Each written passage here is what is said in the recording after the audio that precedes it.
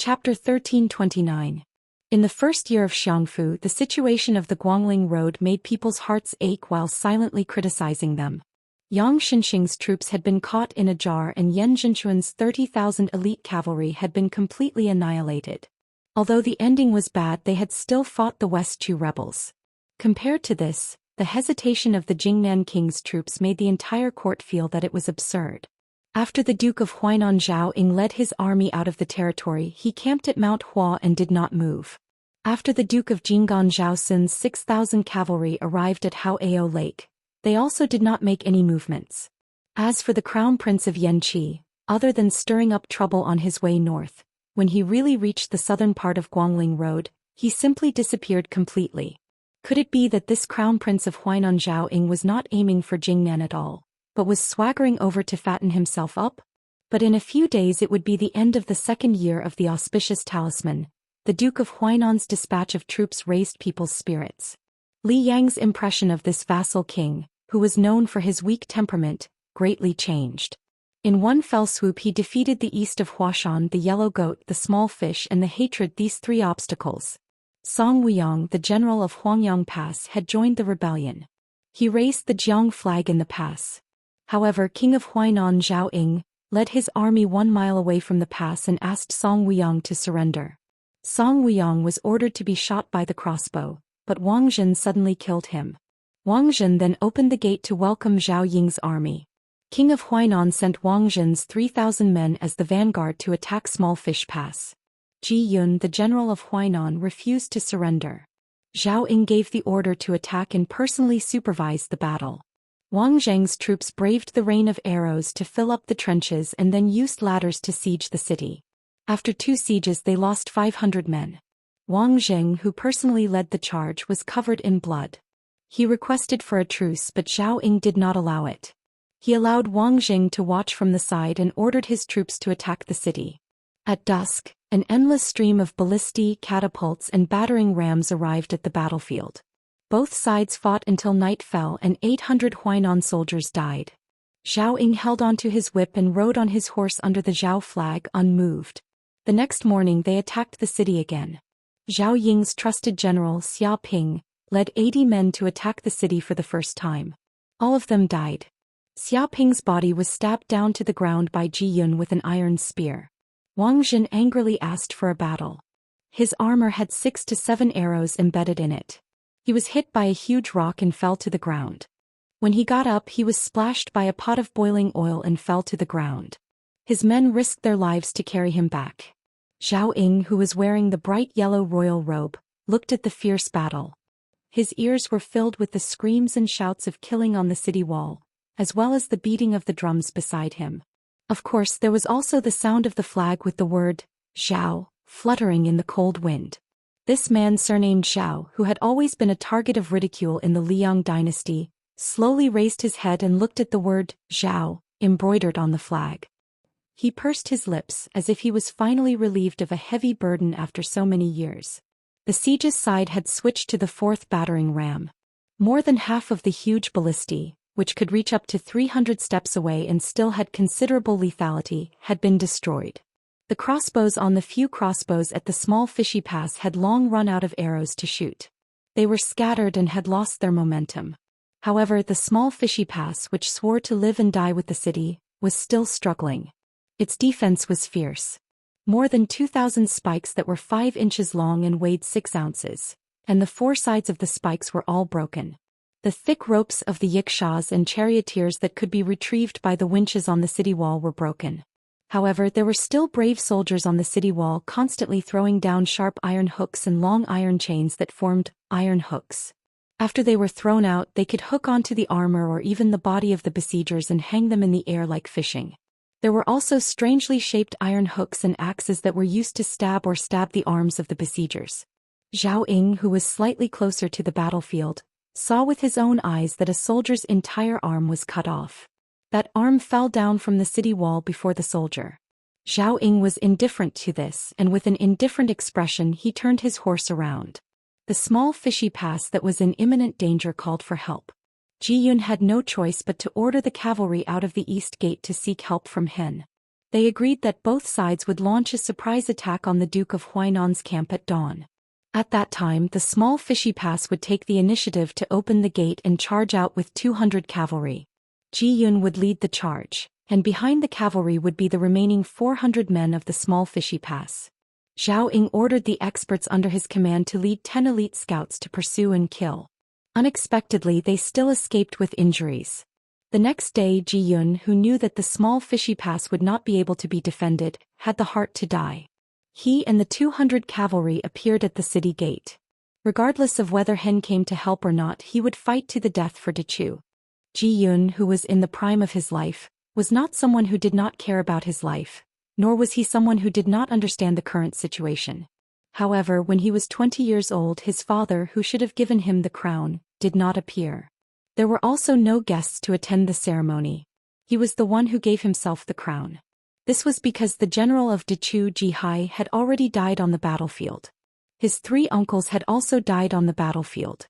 Sitting on the war horse, Ji Yun ordered his subordinates to open the city gate. He turned around and looked at the faces under the light of the torches. He did not say anything and just clasped his fist. This day, the general of the West Chu rebel army, Ji Yun, went out of the city at dawn to attack the Duke of Huainan. However, the Zhao Ying's army seemed to have expected this and formed up in an orderly manner. Out of the 3 passes, Hen Pass, which had the most cavalry, did not care about the order of the Western Front General Xianxia to defend. The 800 cavalry and 2,500 infantry rushed out to help. However, they were attacked by the main force of Zhao Ying, who was waiting for an opportunity. The 800 cavalry in the vanguard suffered heavy casualties under the crossbow fire, and the army collapsed. In the chaos, the main general and deputy general were shot dead by the Duke of Huainan's cavalry, leaving only the old and weak soldiers behind. Hen Pass was earlier than the small fishy pass, and a group of soldiers changed to a large flag with the word Zhao on it. Hen Pass infantry commander led 700 men back to the city and committed suicide. After 3 charges, Ji Yun was killed by an arrow from the Duke of Huainan's general Ho Datong. It pierced through his head and he fell off his horse and died. The 200 cavalry and 400 infantry at the small fishy pass all died in the charge. Zhao Ying, who was wearing an eye-catching robe, got off his horse and walked past the corpses. He slowly walked up the city wall and looked at the rising sun in the east. He smiled and said, "The sun shines brightly and the lambs feel warm." The Duke of Huainan, who had won 3 passes in succession, did not send a single report of victory to Great Peace City. He did not even take over the dangerous pass of Guanglingdao. In reality, after this vassal had won the pass, he had no intention of dividing his forces to digest the fruits of his victory. He only had the heavily injured Wang Zhen and his remaining troops stay at Yellow Goat Pass.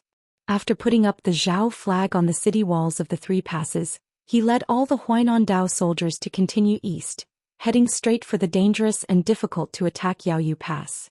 Between these 2 passes was a rarely seen plain on the west side of Guanglingdao.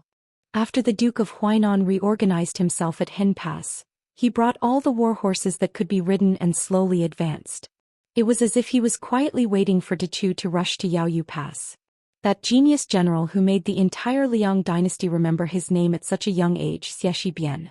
On the plains closer to Yaoyu Pass, both sides had enough time to reorganize themselves in scouts.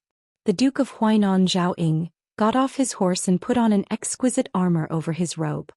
He carried a quiver of arrows that he had kept for many years. This Duke of Huainan, who was ridiculed for having great ambition but little talent, was a pitiful person who had been scolded by the emperor many times. This was a man who had no children after his eldest son died for no reason at Dantong Pass. Jumping onto his horse, Zhao Ying looked straight ahead. He smiled at the 2 generals that had followed him for many years. Ho Datong, Yu Qianshan, Xia Ping was 1 step ahead of us. Like the few of us agreed when we were young, we will die on the battlefield. Now it is our turn. After so many years, I've caused you to live such a pitiful life. Ho Datong laughed and said, "It is indeed a pitiful life, but it is a quick death. Later I will kill a few more West Chu bastards. I guarantee that old Xia will die from anger. Ah, I forgot that this guy is already dead." Yu Qianshan looked more like an elegant strategist waving a feather fan than the boorish Ho Datong.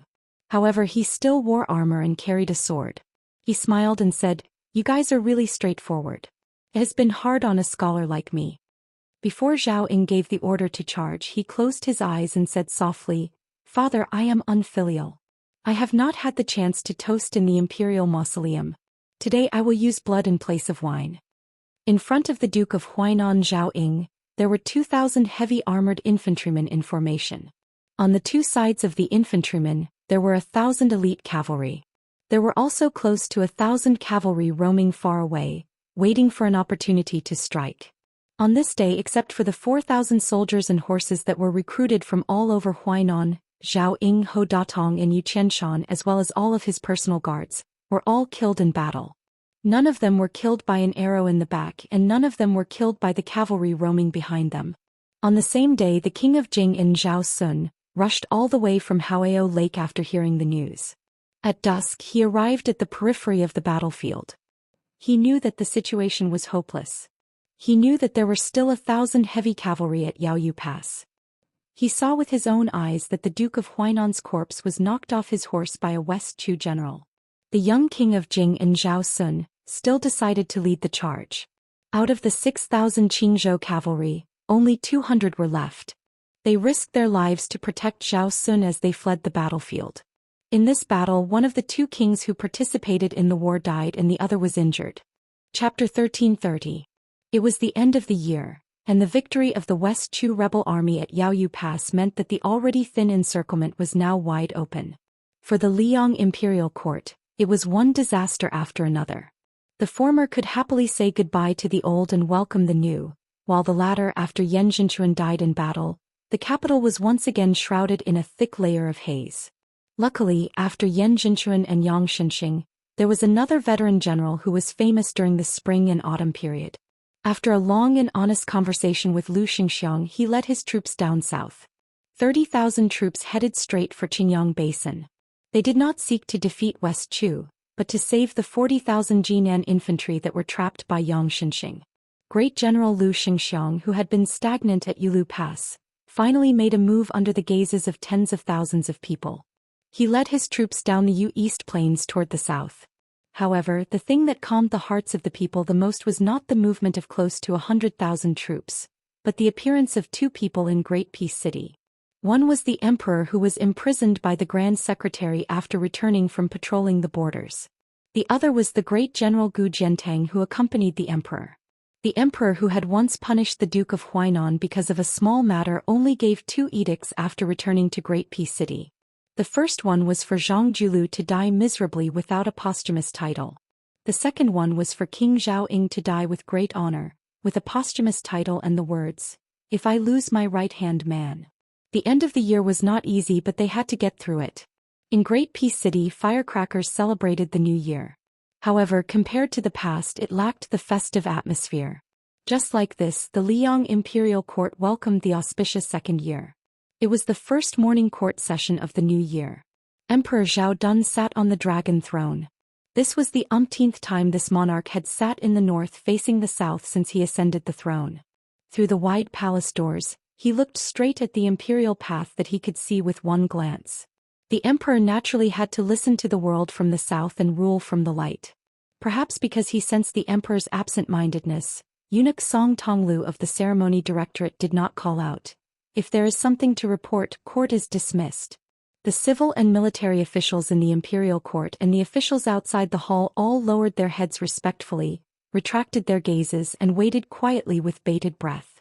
The old officials who had suffered greatly from the morning court session all began to doze off without leaving a trace. The emperor slowly pulled back his gaze from the seemingly endless imperial road to the southern border to the palace gates. The emperor could still clearly remember the 2 generals he had summoned to first destroy the Chu and then pacify Shishu. The older one was a cripple. His steps were neither fast nor slow. It was not slow because he was limping. Instead, it was a kind of sloppiness as he walked on a path that an official should take seriously, but he did not take it seriously. This person wore the Su family's knife that shocked the world. As he walked closer step by step, it made the emperor, as the emperor, feel a sense of humiliation and suffocation. The young man behind the cripple had a dignified appearance and was dressed in white. He was really young, making people feel close to him. This was especially true for the new emperor who sat on the throne. He wished he could lower himself and hold his arm and chat with him. In his heart, the new emperor thought that if the previous emperor could have the cripple fight for him in the south and north, then he should also have an even better white-clothed war saint. He could also be like the previous emperor, boldly giving a young general the greatest authority and the greatest number of troops to lead his horse and send him off. He could let him freely go beyond the Great Wall and work together with his officials to establish an unprecedented military service. However, the young man in white had refused. The emperor was disappointed, but he was not angry. Later, the emperor looked at the young scholars who would shine brightly in the future. In the morning light, they walked step by step into his line of sight with unconcealable restraint and excitement. In Mao Chun Zhao Yuling Bai Guo Wang Xiongui Jing Xian Qian Yujian, a dazzling lineup. Together they created the eternal Hui spring of the Liang dynasty. And they are destined to go down in history with me for all eternity. In the last court meeting of the eternal Hui dynasty, the two unruly and unruly vassal kings Su Shao and Zhao Bing were not in the court. However, there were meritorious generals like Gu Jiantang, Yang Shenxing, and Yan Zhenchuan, as well as young and strong generals like Lu Sheng and Lu Baijie, who had enough years to accumulate military service. There were civil officials like Zhang Julu, Huan Wen, and Yao Baifeng who were gradually getting old. There were famous scholars like Yin Mao Chun who were in the prime of their lives. There were also those top 3 scholars who seemed to be inexhaustible. The previous emperor had deeply regretted that when he first aspired to rule the world, there were too few people to make ends meet. However, he Zhao Dun was different. He truly felt the heroic spirit of sitting on the throne. The emperor retracted his gaze and looked at the door of the hall. That threshold was a very important dragon gate that all the officials in the world wanted to cross. He had seen with his own eyes the old civil officials and generals with embroidered white herons or bears kneeling in the square outside the hall year after year. They looked eagerly at the golden imperial hall that the common people spoke of. They knelt until they were lying in their coffins, but they were still unable to enter. He had also seen many people who wanted to laugh but forced themselves to hold back. Some people fainted from hunger and the sun and were carried away by eunuchs. Some people couldn't hold back their urge to pee and were found to be reprimanded and given demerits. There were even colleagues who had shed all pretense of cordiality one day and secretly elbowed each other the next day. There were also people who quietly yawned and were discovered by the emperor's sharp eyes. He jokingly called them into the hall to be lectured. He remembered that the guy didn't wait for him to speak. He was so scared that he fell to the ground with a thump. He was a man of 7 feet. He kept kowtowing and crying. He asked him warmly and found out that he had been on duty at the Ministry of Revenue the night before and hadn't slept at all. He allowed him to take a day off. He even smiled and asked the head official of the Ministry of Revenue in the hall if he could approve. At that time, Wang Xiongui and Bai Guo weren't sitting in the position of Minister of Revenue. The old minister, who had always been known for his strictness, joked along, "Once Your Majesty says so, this official has to approve even if I don't want to." 6 years later, that official of the Ministry of Revenue went to Huainan province and was promoted to a county governor. The old minister had long retired and returned to his hometown. The emperor retracted his gaze again and looked inside the hall. Chapter 1331. West Chu's Grand Preceptor Sun Shiji's chair was gone. This old man should be standing in front of the little girl in the West Chu palace. The emperor didn't hate this old man. In several conversations, the emperor admired the old man's profound knowledge. He even privately said that only the soil and water of West Chu could give the old man such a unique aura.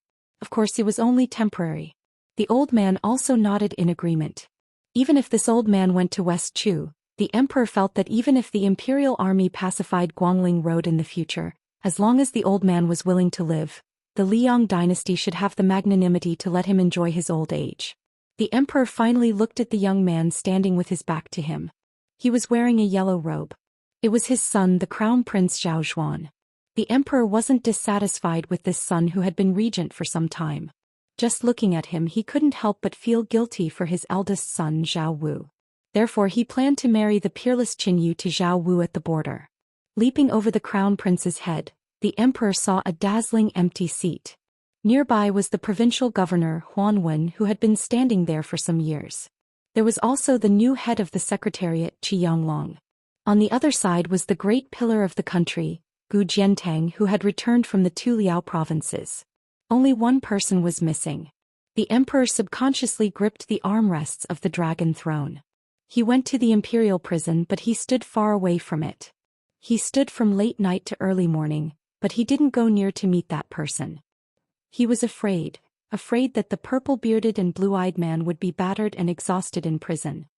He was afraid that he would see the Grand Preceptor's soulless appearance. But what he was truly afraid of was that this scholar Zhang Julu wouldn't be the least bit dispirited. He would only laugh and scold him Zhao Dun as a fatuous ruler. The emperor's lips trembled slightly as he quietly let go. Almost at the same time, Song Tonglu said loudly, "If there's anything, please submit a memorial. If there's nothing, the court is dismissed." In the bone-chilling night, a husband and wife walked hand in hand in the silent palace. They walked to the front of a majestic hall, and the man in high spirits turned around to help his wife tighten the knot in front of her chest. Then he raised his head to look at the top of the hall. He pointed his finger and said softly with a smile, "Treat each other with sincerity and share the autumn moon together.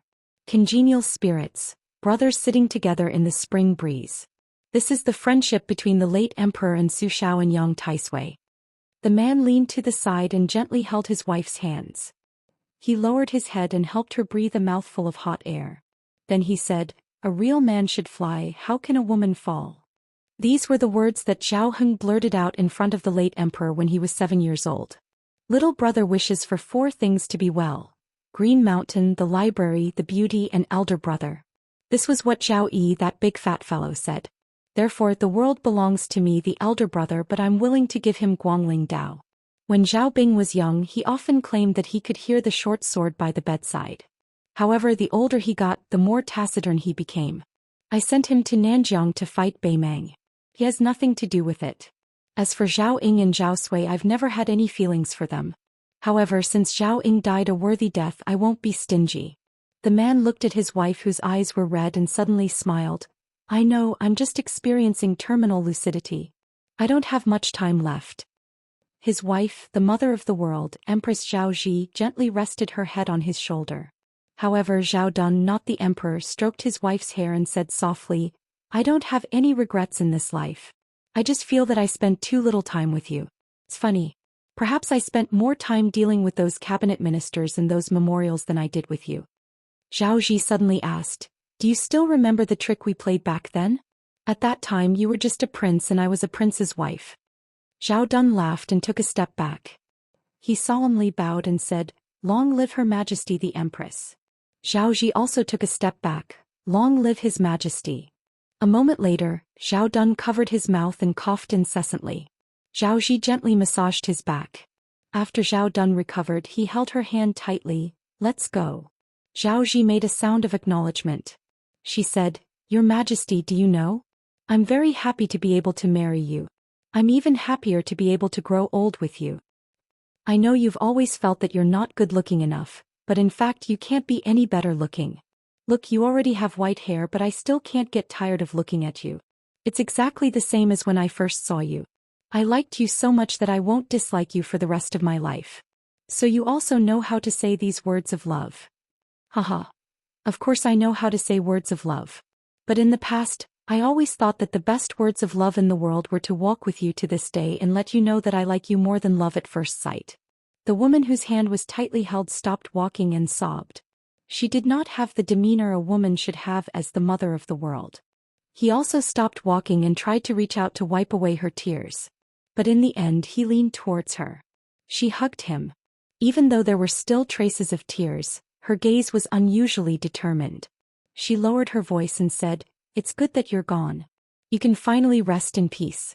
I will help you look after this great country, help you look after Zhuan, sitting on the dragon throne." Just 2 years after entering Xiangfu, a great nightmare came. At the beginning of spring in the Liyang dynasty, the entire country was dressed in mourning. Cries could be heard everywhere in the enormous Great Peace City. Then a young man surnamed Zhao, who had been a prince for more than 20 years and who had only worn the crown prince's robes for 1 year, wore the unique clothing of the dynasty and ruled the world. The young ruler of a country wore a brand new dragon robe that fit him perfectly. He sat high on the chair. When all the civil and military officials were kneeling, he expressionlessly looked into the distance like the previous emperors. At this time the emperor should have raised his hand and said in a deep voice, "Rise, my subjects." He didn't forget his etiquette. But he was not in a hurry to speak. He narrowed his eyes and admired the kneeling figures inside and outside the hall. If he did not speak, no one could rise. Because from now on the emperor of Liang was him, Zhou Xian. He glanced in the northwest direction and the corners of his mouth rose imperceptibly. Chapter 1332. In Yanji County at the border of Yuzhou, the Tao family could be called a famous family in the county. The children of the family were well versed in both civil and military affairs in Yuzhou. The Tao family was simple and honest. The head of the Tao family, Tao Jinzao, had a good reputation. He had built a warehouse for grain and had opened the warehouse many times to provide disaster relief in Yuzhou. When the million-strong army of Beimang was bearing down on Beiliang, many large families in Yanji County followed the principle of a cunning rabbit having 3 burrows. They had their young children secretly move out of Beiliang with their property. Only the Tao family did not make any moves. A group of more than a dozen horses rushed to the Tao family's mansion in the middle of the night. In the darkness of the night, the dense horseshoes stepped on the bluestone road with 6 memorial archways bestowed by the imperial court. It was particularly crisp and melodious. Tao Jinzao, who was over 50 years old, had received a secret report that caught him unprepared. He hurriedly put on his clothes and set out with his entire family. The family of more than 100 people knelt respectfully on the stone steps outside the door. The leader of the group was a young man covered in a thick fur robe. Behind him was a one-armed old man with 2 strands of snow-white eyebrows and a white-clothed woman whose figure was better than that of the northern warriors.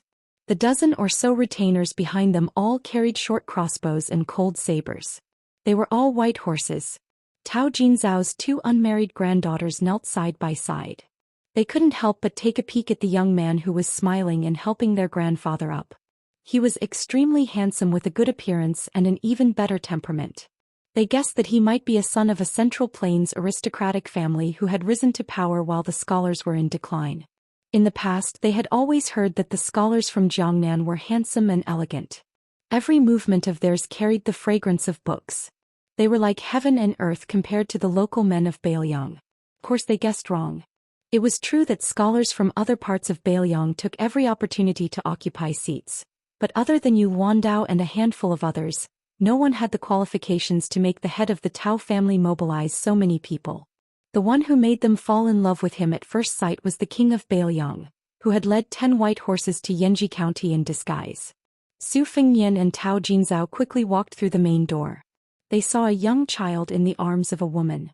The child looked delicate and pretty, so Tao Jinzao took a jade pendant from her waist and gave it to the child with a warm smile as a greeting gift. Then Su Fengyan had the old, young and women of the Tao family dispersed to rest, leaving behind only Tao Jinzao and Tao Wenhai. Without any polite greetings, Su Fengyan lowered his voice and asked straightforwardly, "Have you settled down the last group of spies from Lingzhou?" Tao Jinzao, whose emotions were surging, calmed down a bit and then reported, "This group of 26 individuals have already been placed in various places. The 3 groups of people have a total of 81 individuals. Together with the 4 second-level masters and 15 third-level experts that were secretly dispatched from the King Manor to Yanji County, they can coordinate with each other in secret. Everything has been prepared and we are only waiting for the northern Mang loyalists who have infiltrated our borders to walk right into our trap. Now that all the passes at the border have been closed, and there are elite crossbowmen and local scouts of Yuzhou roaming around. Even if there are some who slip through the net and cross the line of defense, it will be very difficult for them to enter the hinterland of Yuzhou and assassinate officials." Su Fengyan nodded. Tantai Pingjing Sui Shigu and Bai Ma Yitsong naturally wouldn't participate in the secret conversation.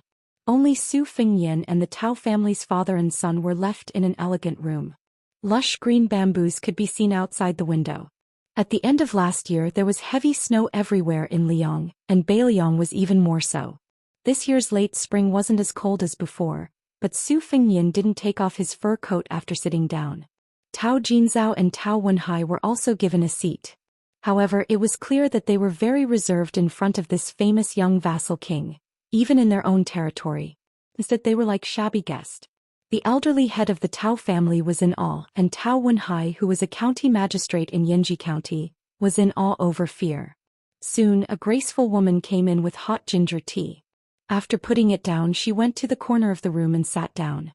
She bent down and skillfully opened a drawer and box, placing a dozen kinds of precious spices on a small table made of red sandalwood in front of her. The sandalwood table was previously furnished with a typical master and servant. A bottle, a furnace, and a box. The furnace was the master and the box was the servant. Su Fengnian held the ginger tea with both hands and took a sip.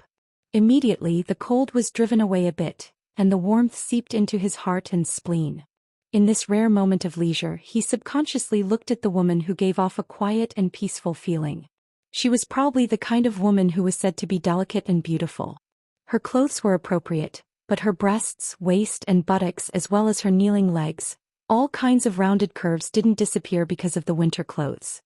Of course, Su Fengnian didn't have any romantic feelings and he didn't have any thoughts of doing anything with her. However, such an outstanding woman was pleasing to the eye. Su Fengnian was an expert in the art of appreciation. It wouldn't be an exaggeration to say that he was a grandmaster. Otherwise, Great Peace City would not have been so obsessed with the calligraphy and paintings that Bailiang and His Royal Highness had used seals to call fakes in the early years. Su Fengnian looked over and knew that the brass incense burner came from the famous Nanzhu Huangju. The incense burner was very ancient and had diluted its toughness. After many years of maintenance, it gave off a bright red color like a famous sword that shone with light. If there were no accidents, the ashes in the incense burner would be the remains of agarwood that had been burned for many years. 10 years of burning incense and half a burner of ashes. Su Fengnian's mind wandered absent-mindedly. His gaze stopped near the young woman. Tao Jinzhao smiled knowingly. His oldest granddaughter had been unwilling to marry for so many years, causing him to be mocked by some of his old friends who had failed in marriage, as having a daughter in the Tao family is a rare commodity worth hoarding. Different from his father, who was quick-witted, Tao Wenhai had been secretly observing this king of Bailiang who had turned over a new leaf. Because the Tao family had a hidden identity in the whisk water room, Tao Wenhai had participated in the transmission of military intelligence in Yuzhou very early on. Compared to the other descendants of large Bailiang clans, Tao Wenhai was much more curious about Su Fengnian. Su Fengnian gathered his thoughts and said frankly, "Excuse me." The woman smiled sweetly. Su Fengnian took a big sip of ginger tea, put down the teacup and said in a deep voice, "According to the intelligence that Chu Lushan dug out from the South Dynasty, the Empress of Beimang has long asked Li Mibi to make a plan to send assassins before the troops and horses move. Beimang's Jianghu forces are divided into 2 parts. Most of the top masters and all the low-level warriors have joined the army, while the middle-level masters are assigned to Li Mibi, the head of the Beimang spies, to accurately assassinate our border generals and civil officials. They won't go to the Bailiang Protectorate where Chu Lushan is to seek their own deaths. But Tao Wenhai, you are indispensable to the Bailiang and a core official who lacks personal guards, so you are the best target for the men of sacrifice of Beimang." Su Fengnian stretched out his finger and gently turned the teacup. The border to the north of Liangzhou is full of military towns and cities, so it's very difficult for the enemy to find an opportunity. In Yuzhou it's much more complicated. Although the area around the mouth of the calabash is densely covered with webs of various sizes, their original purpose is to impede the rapid advance of Beimang's army. They don't have the power to deal with these men of sacrifice of spider web and Jianghu masters. Even though Great General Yan Wenluan and Yuzhou General Huang Fuqing have already sent out 16 elite cavalry units of about 500 men to hunt down the fish that slipped through the net, I believe it's still very difficult for them to succeed. The real battle in Yuzhou will still take place within the border. Therefore, the Peregrine Falcon Eagle Guard in Wutong'an and Whiskroom will mainly focus on the border counties like Yanji County. However, even though the Peregrine Falcon Eagle Guard has already sent out all their forces, when the time comes, they are bound to be flustered. Tao Wenhai gently glanced at his father, Tao Jinzhao, who nodded. Only then did Tao Wenhai say, "Your Highness, what this lowly official is most worried about right now is that after Beimang enters the border, Beimang will scatter their troops. Each troop will be led by one or several top masters. Even if we have the Peregrine Falcon Eagle Guard secretly protecting us and sending out a message at the cost of his life before he died, our men of sacrifice in the vicinity will immediately rush to the battlefield to encircle and annihilate them.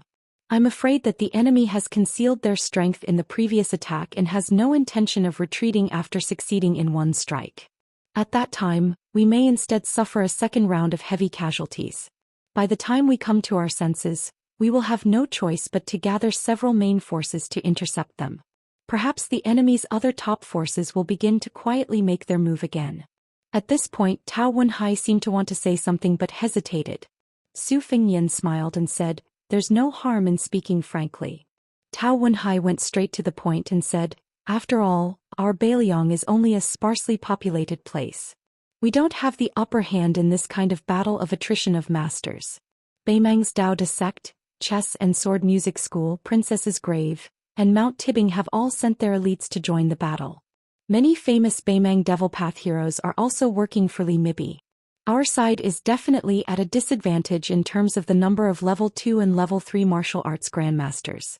But it's precisely these kinds of people who can make the most decisive impact in the battle of assassination and counter-assassination. Our large number of light cavalry can't perform well.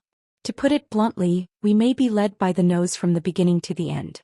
We may not even be able to catch the corner of their clothes."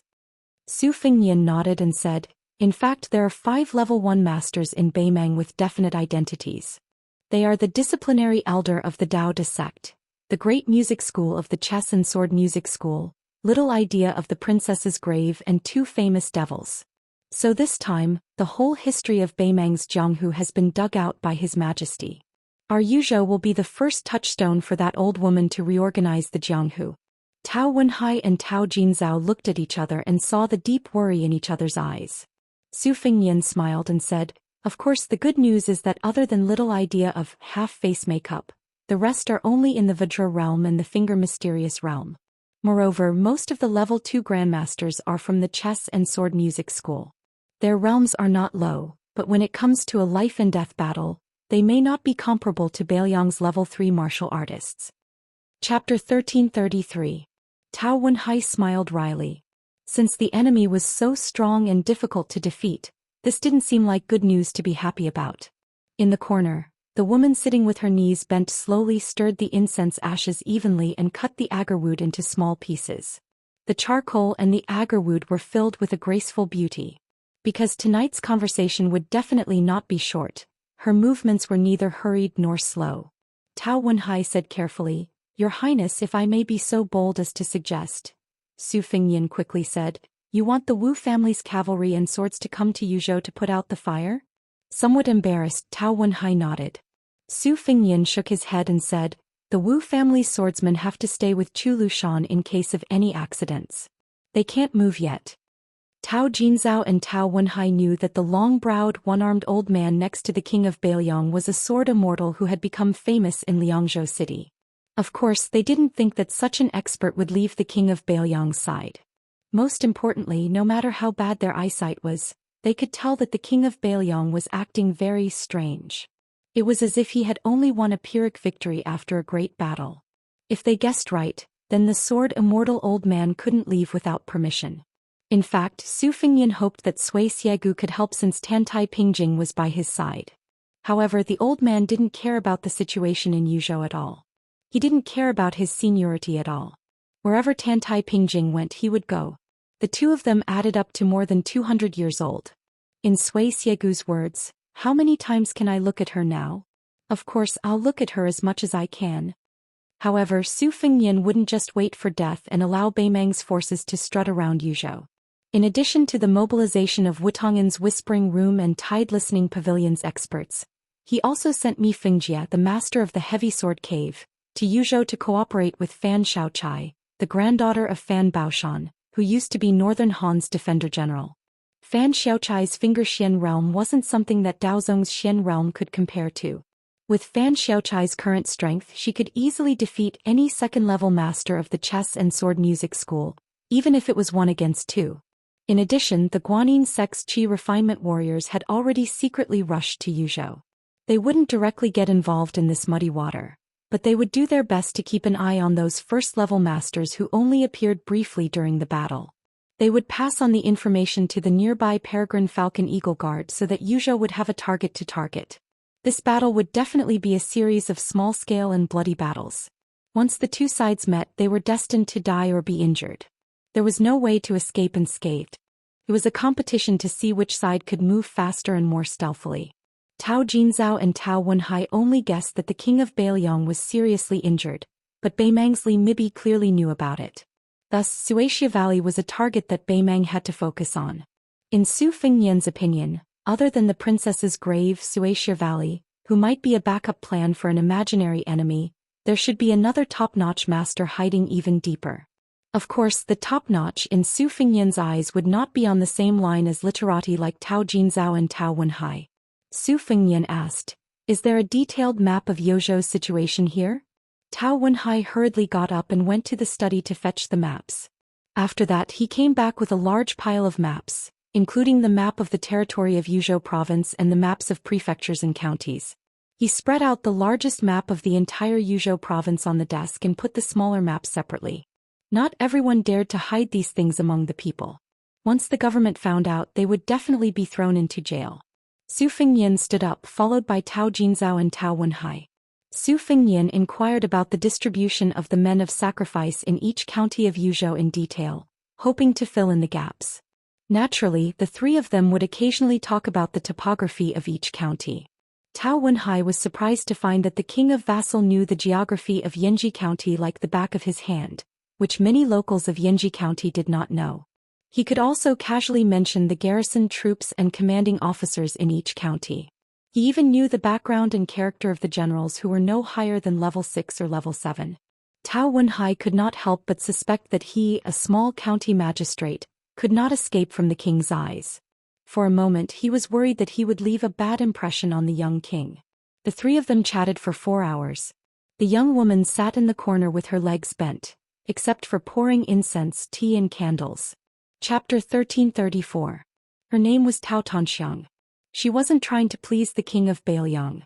In fact, she had been paying attention to Su Fengnian for a long time. At that time he was still the infamous good-for-nothing His Royal Highness. Tao Tanxiang's father, Tao Xianlong, had spent a lot of money to buy a famous painting from Beiliang Palace. It was Ladies of the Dragon Palace from the Western Shu Kingdom of the previous dynasty. When she saw the two huge fakes, she was stunned. How could there be such a bastard in the world who would waste natural resources so recklessly? Every time these celebrities and refined scholars opened a scroll, they would look at it with a pilgrimage mentality. It would definitely be passed down from generation to generation. As long as it was well preserved, it might even be placed on a table to be admired 500 or even 1,000 years later. Wasn't this guy afraid that he would go down in history because of those 2 words? Later she was a little angry. As long as it was a painting with His Royal Highness's seal, she would ask her father to buy it back at a high price. It was funny. At that time, Tao Xianlong, who was only a secondary 7th rank official, spent a lot of money to buy fakes. Because of this, the governor of Yanji County, Hong Shandong, who was a righteous official, thought that this person was a talent. Especially when His Royal Highness became the king of Beiliang, Tao Xianlong was promoted again. Over time, Tao Tanxiang collected no less than 30 paintings with Su Fengnian's seal. Not all of them were fakes. For example, Su Fengnian's hastily written calligraphy was privately praised by collectors in the capital for being witty and interesting. There was also a concise and vivid phoenix portrait seal with rough words. The mother-son seal on Loquat was even more memorable. So Tao Tanxiang slowly felt that she had known this man for a long time.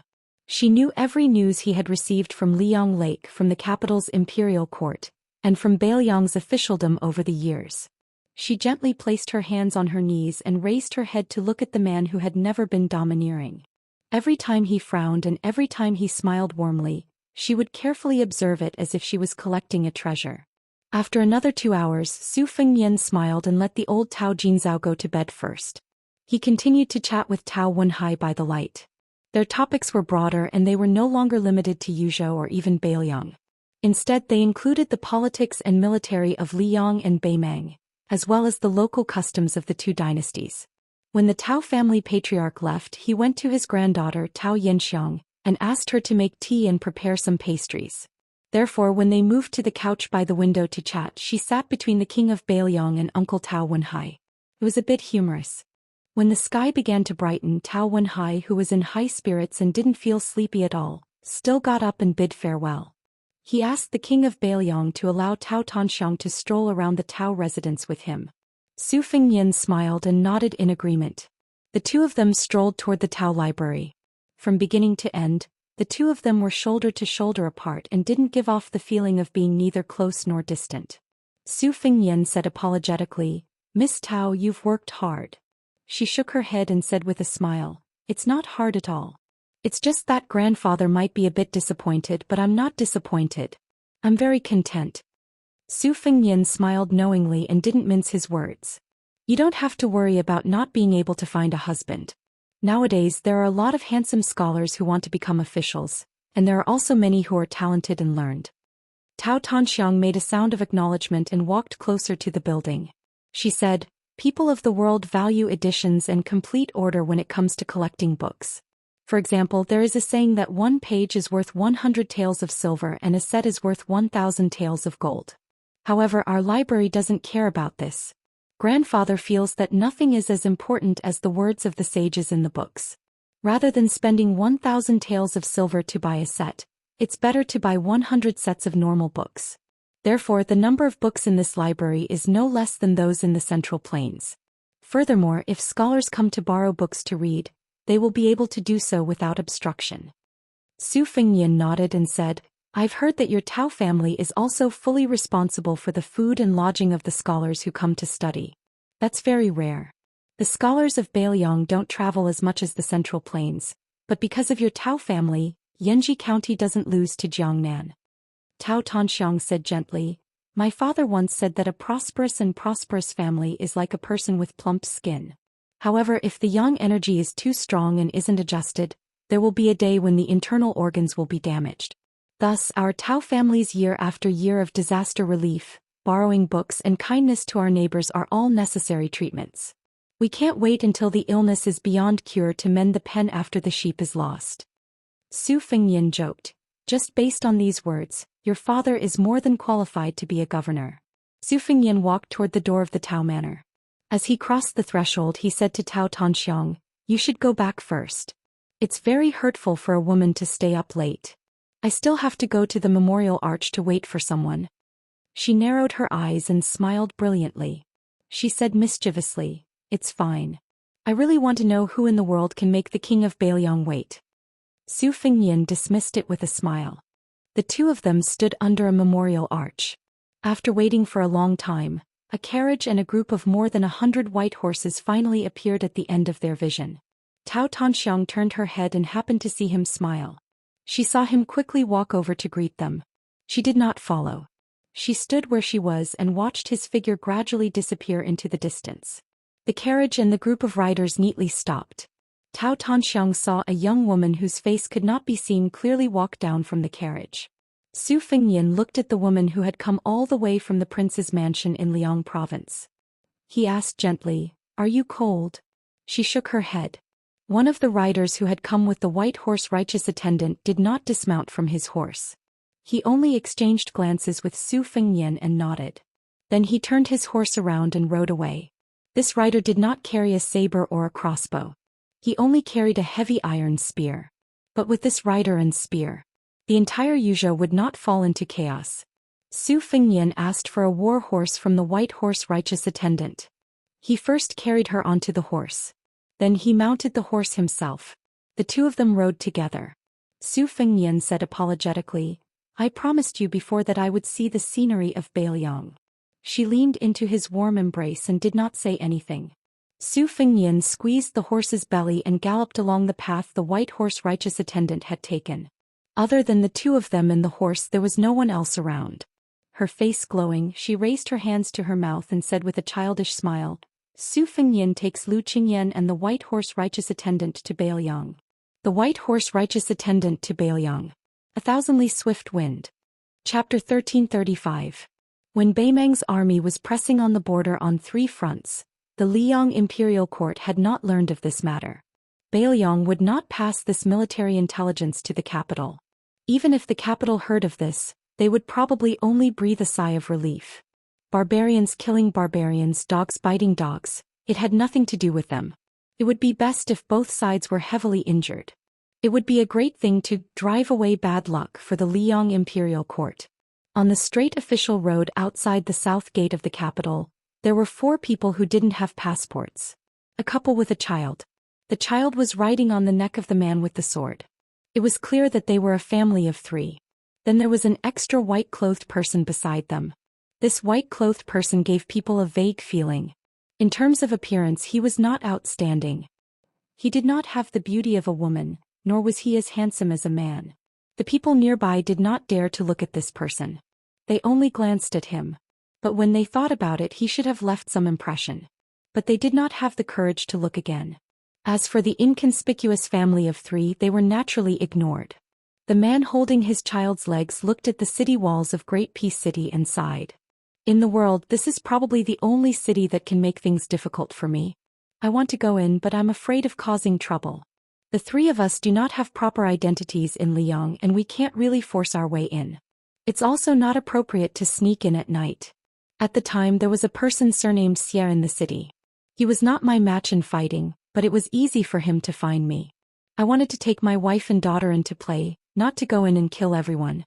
For this kind of thing, it would be better if I was 20 years younger. The white-clothed person laughed coldly. Didn't Hong Xixiang do it? The man said helplessly, aren't you comparing me to Ancestor Lu? The white-clothed person said calmly, in terms of those unclear identities, would you lose? Even in terms of martial talent in this life, you would not lose. In the end, you fell to a state worse than Tuoba Bodhisattva. The man had a smug look on his face as if he had nothing to say to her. His wife quickly smoothed things over and said with a smile, my husband was born lazy. Actually, isn't it pretty good? He doesn't have to fight with others for no reason. It's also peaceful. The man nodded in agreement. That's right. The child rested her chin on her father's head and nodded along with him. Although she didn't understand anything, she still cheered, that's right, that's right. The white-robed person gazed at Great Peace City. Over the past 800 years, from the Great Qin dynasty to Liang, apart from the most majestic city in the world in front of her, she had been to almost every capital city. The child suddenly said, Father, didn't Mother say before that there was a guy who liked to wear green clothes who often went to the city? Why do you have a headache? Father, it doesn't matter if you can't defeat my future master, but you can at least fight for the 2nd or 3rd place in the world, right? The man rubbed his chin and said seriously, that's true. The woman pinched him hard on the waist. Just as the man was about to speak, he found that the person he had been traveling with had turned and left. He really was as lazy as his wife had said. He couldn't be bothered to use his brain to think of the reason, but he couldn't help but complain. Aren't your identities as the great demon Luo Yang a mess?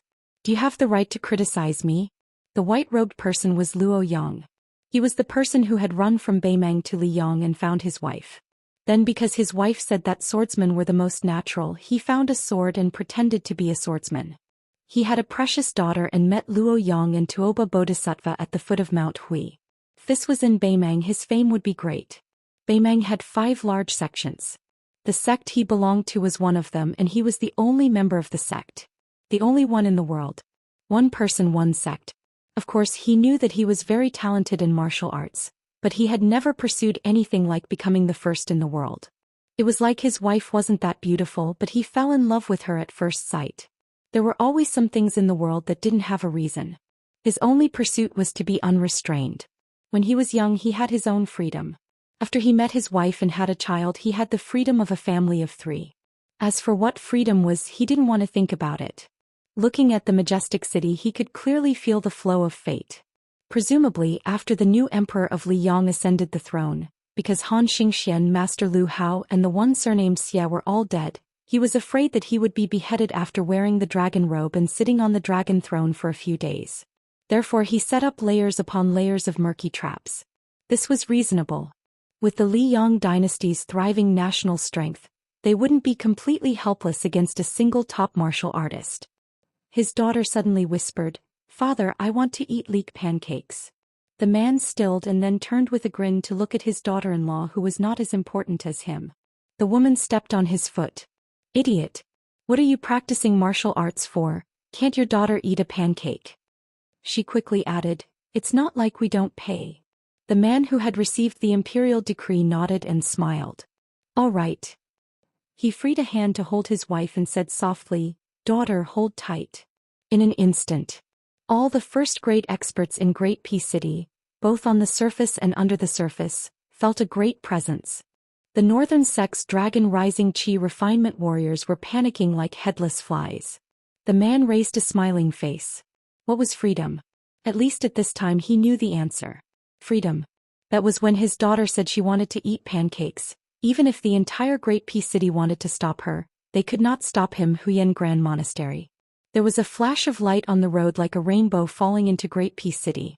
Great Peace City did have the saying of late autumn cabbage and spring leeks.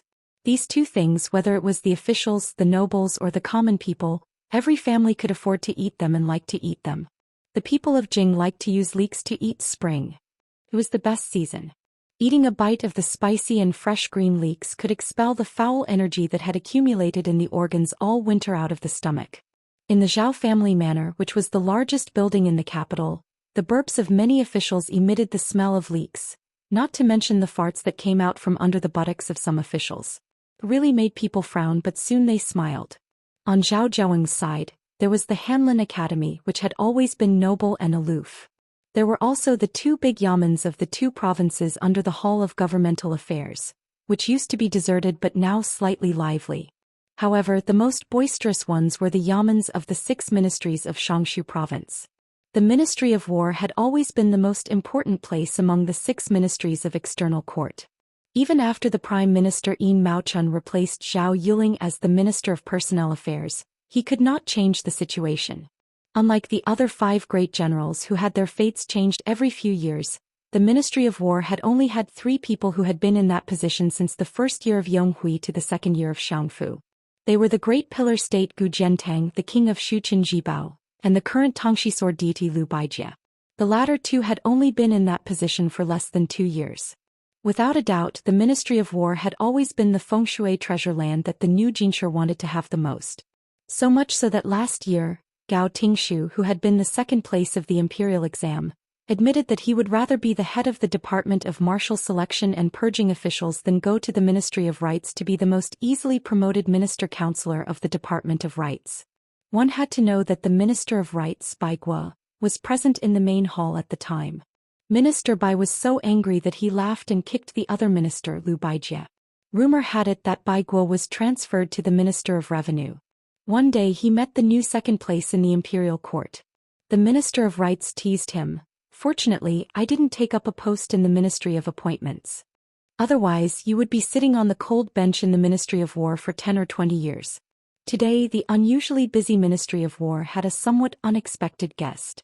Everyone in the Ministry of War, whether they were walking outside or sitting inside, either stopped and saluted when they saw him or stood up solemnly. Everyone looked excited. It was not much different from meeting the emperor alone. It was very simple. It was because this person was Gu Jiantang, the youngest warrior of the 4 great generals of the spring and autumn period, the former master of the Ministry of War, Gu Lu. As a general, Su Shao, who was also a famous general of the spring and autumn period, had already died of old age. Gu Jiantang could not even be considered old. As an official, Zhang Lu, who had been in conflict with Gu Lu for more than 10 years, had already collapsed. Zhang Jilu had died a miserable death. Gu Jiantang, on the other hand, was the only super first-rank pillar of the Liang imperial court. He held the power of 300,000 soldiers and horses at the northern border. Gu Jiantang walked alone into the large room of the old Zhang Lu. Without needing him to say anything, a large group of arrogant officials in the 6 ministries stood up and saluted, then quickly sat down and continued with their work. This was the cold and hard temperament that Gu Jiantang had left for the Ministry of War. You can be arrogant and despotic in your conduct, but you must be swift and decisive in your work. You must not be sloppy. Unlike the other 5 ministers and assistant ministers who each had their own room, the 3 main and assistant ministers of the Ministry of War all worked in the same room. The minister's desk was placed at the far left of the room, while the left and right assistant ministers' desks were placed at the far right. At present, of the 2 assistant ministers of the Ministry of War, the general of Piao Yi Lu Xingxiang was not in the capital as the general of the southern expedition. The newly appointed assistant minister general of Dragon Xiang Su Gong was patrolling the border in accordance with the new etiquette of Liang. Thus only the minister Lu Baijie was left in the room. After seeing Gu Jiantang, he did not deliberately put on airs. Instead, he stood up like his subordinates and stood up to greet the old minister. He even waited for the others to return to their seats before standing up. This was not only because Lu Baijie's official patch with a second-rank lion embroidered on his chest was slightly inferior to Gu Jiantang's first-rank qilin. It was also because Lu Baijie had undisguised respect for the senior of the Ministry of War, Gu Jiantang. Lu Baijie walked around the table to Gu Jiantang's side and said with a smile, "General, sit down and have a cup of tea?" Chapter 1336. Gu Jiantang nodded. Lu Baijie took the lead and walked to the two empty tables on the far right side of the room. Soon, the second-ranked scholar who had written the Drunken Eight Immortals and had been personally threatened by Minister Baigor arrived with tea. He first served it to Gu Jiantang, who was far away, and then to Lu Baijie, who was close at hand. After Gu Jiantang took the tea, he slowly asked, "You're not going to Gao Tingshu of the Ministry of Rights?" The young manager of the department for purging officials, who didn't dare to make any unnecessary moves and only wanted to leave as soon as possible, couldn't help but tense up. He said in a trembling voice, "That's me." Gu Jiantang didn't have a smile on his face. He asked the newcomer of the Ministry of War a rather sharp question, "Why didn't you serve tea to Minister Xianxia first?" Gao Tingshu was speechless. Lu Baijie laughed and said, "Great General, oh great General, you're obviously secretly happy. Don't take advantage of the situation and pretend to be obedient. Manager Gao took a huge risk to come to our Ministry of War. No matter what, he's half a family member of yours. You don't have to scare a junior like this." After being disturbed by Lu Baijie, Gu Jiantang no longer deliberately kept a straight face. He smiled and said, "Just for the sake of you serving tea first, even if the Ministry of Personnel suppresses you in the future, I'll first ask Minister Bai for a favor. I guarantee that I won't delay your promotion in the future. But you should learn a bit more. Look at how Minister Bai became an official. He not only gave himself a way out of the embarrassing situation, but also made you remember that he helped you get out of trouble." Lu Baijie's face was full of helplessness. Hey, great General, you're not being kind. It's one thing to freeload tea, but you're also undermining me. In the future, I'll have no prestige in this room." Lu Baijie turned his head and glared at Gao Tingshu. He pretended to be angry and said, "Stinking brat, get out of here. Aren't you afraid that I'll make things difficult for you? Do you want to annoy all the ministers of the 6 ministries? When the time comes, even if you have the great general to protect you, at most you'll have to run to the border to drink the wind and eat the sand." Gao Tingshu hurriedly wiped the sweat on his forehead, turned around and trotted away with a silly smile. The officials of the Ministry of War, who were actually secretly listening, immediately burst into laughter. Amidst the laughter, everyone was naturally envious of Gao Tingshu's good fortune. He immediately left a good impression in the hearts of the 2 ministers of war. Gu Jiantang finished the tea in one gulp. After putting down the teacup, he sighed, "It's not easy for Minister Lu." Lu Baijie lowered her head and took a sip of the bitter tea. She nodded with a bitter smile and said, "It is quite difficult." Gu Jiantang was silent for a long time. After standing up, he said, "I'm about to leave the capital and return to Liaoxi. I won't disturb you any longer." Lu Baijie stood up as well and said calmly, "Let's see the Grand General off." After the 2 of them walked out of the room, Lu Baijie hesitated for a moment before asking in a low voice, "Is the Grand General really leaving?" Gu Jiantang grunted. Like the Minister of War beside him, he was not as relaxed as he was in the room. His expression was serious. "If I had decided to stay before we reached the capital, there would still be hope. Now, even if I insisted on staying, do you think it would be possible?" Lu Baijie was speechless. The Grand General Gu Jiantang's meaning was not deep. When the late emperor was alive, Gu Jiantang had accompanied him all the way back to the capital. However, he still could not persuade the late emperor to let him, a pillar of the northern region military and politics, replace Lu Xingxiang to preside over the southern expedition. Now that the new emperor had ascended the throne, how could Gu Jiantang rely on his past achievements to coerce the new emperor? In fact, Gu Jiantang and Lu Baijie both agreed with a certain someone's prediction of the situation. The suppression of the rebellion in Guangling should be done quickly. The imperial court had sent Lu Xingxiang, Yang Shenxing and Yen Zhenchuan to the southern expedition, assisted by several vassal lords. In terms of military strength, it was actually enough. Could not be considered a genius, but it was certainly not a bad move. However, a very small number of people had forgotten one thing. The deployment of troops on the battlefield was much more straightforward than the officialdom where everyone could sit behind closed doors and drink slowly. Lu Xingxiang had excellent talent as a general, but at that time the undercurrent of the imperial court did not give this general of the assistant minister of the Ministry of War a chance. Not only did he not have a chance, but he was also a burden to the point where it was extremely difficult to deploy troops. As a result, the imperial court forcibly turned the situation into a rotten quagmire. If Gu Jiantang had been in charge, even if there was a group of rich playboys who did not know the immensity of heaven and earth stirring up trouble, Yang Xianxia absolutely would not have been greedy for merit and rashly advanced. Thus, the imperial court would not have harmed Yan Zhenchuan's entire 30,000 cavalry and caused the two vassal lords, Zhao Ying and Zhao Sun, to almost be sent to their deaths. Gu Jiantang quietly slowed down his steps and said, Lu Xingxiang has obtained the position of General Piao Yi. If nothing unexpected happens, he will vacate the position I just sat in. At that time, my subordinate General Tang Taihuang of Liaoxi will enter the capital to take over. This is not good news, but it is also not bad news. I'm just taking this opportunity to tell you about it first. Tang Taihuang is different from Lu Xingxiang and Su Gong. He is not good as an official, but he is very good at leading soldiers in battle. After he enters the Ministry of War, Minister Lu, you should try to get him to bring a few young people with him to the Guangling circuit. At that time it might be south of the capital. Gu Jiantang said calmly, the reason I'm saying this is not out of selfishness. I want Tang Taihuang to have a smooth career as an official. I just hope that in your hands, the Ministry of War can retain the taste of the battlefield for a few more days. In the future, those sitting in the Ministry of War probably won't know what horse dung tastes like, and even fewer will have calluses on their thighs from riding horses. Lu Baijie sighed and said, this matter shouldn't be too difficult. Gu Jiantang suddenly turned his head to look at the former Gu Lu. In the dusk, there were still some remnants of the spring sun shining on the roof. Gu Jiantang then smiled at Lu Baijie and said, there's no need to see me off. I'm going to a place I never had the chance to go before.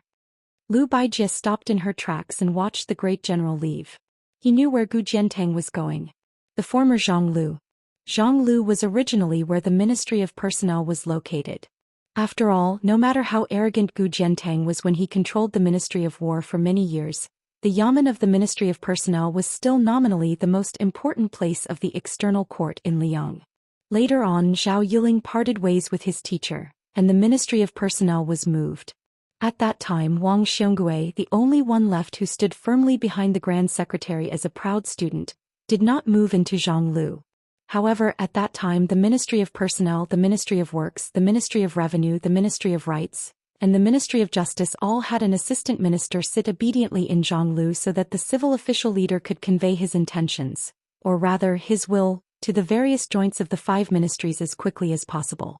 Now Zhao Yiling was promoted to the Hall of Governmental Affairs, and Yin Maochun was in charge of the Ministry of Personnel.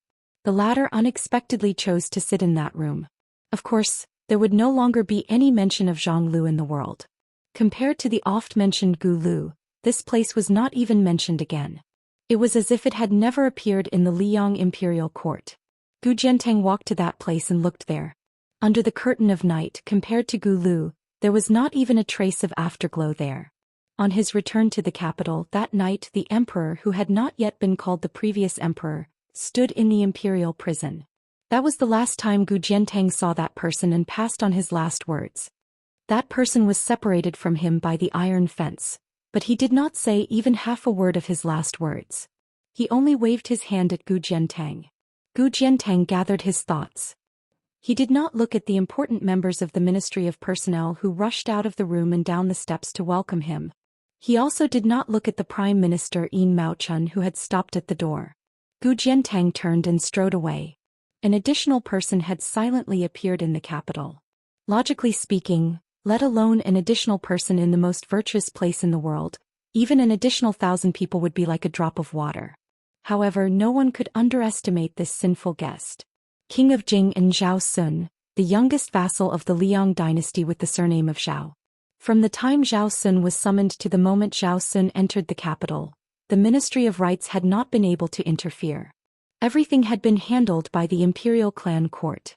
There were no walls in the capital that did not let in the wind. Small news had already begun to spread rapidly in the higher levels of officialdom. However, no one knew whether Zhou Xin's trip to Great Peace City was a blessing or a curse. In the battle outside Yaoyu Pass, the Duke of Huainan Zhao Ying, who was also a vassal of the imperial clan, had died in battle after 3 victories. It was not appropriate to say that he was sullen, but it was also wrong to say that he was brave. He was brave, but he was too unstrategic. Abandoning the 3 passes and running to the plains to play a battle of cavalry, how could he be called wise? As for Zhao Xun, there was more praise than criticism. After all, this king of Jing'an had gone to save the Duke of Huainan and had almost been killed by the cavalry of the West Chu rebel army. The 2 vassals, who were 1 generation apart, did not have much of a relationship.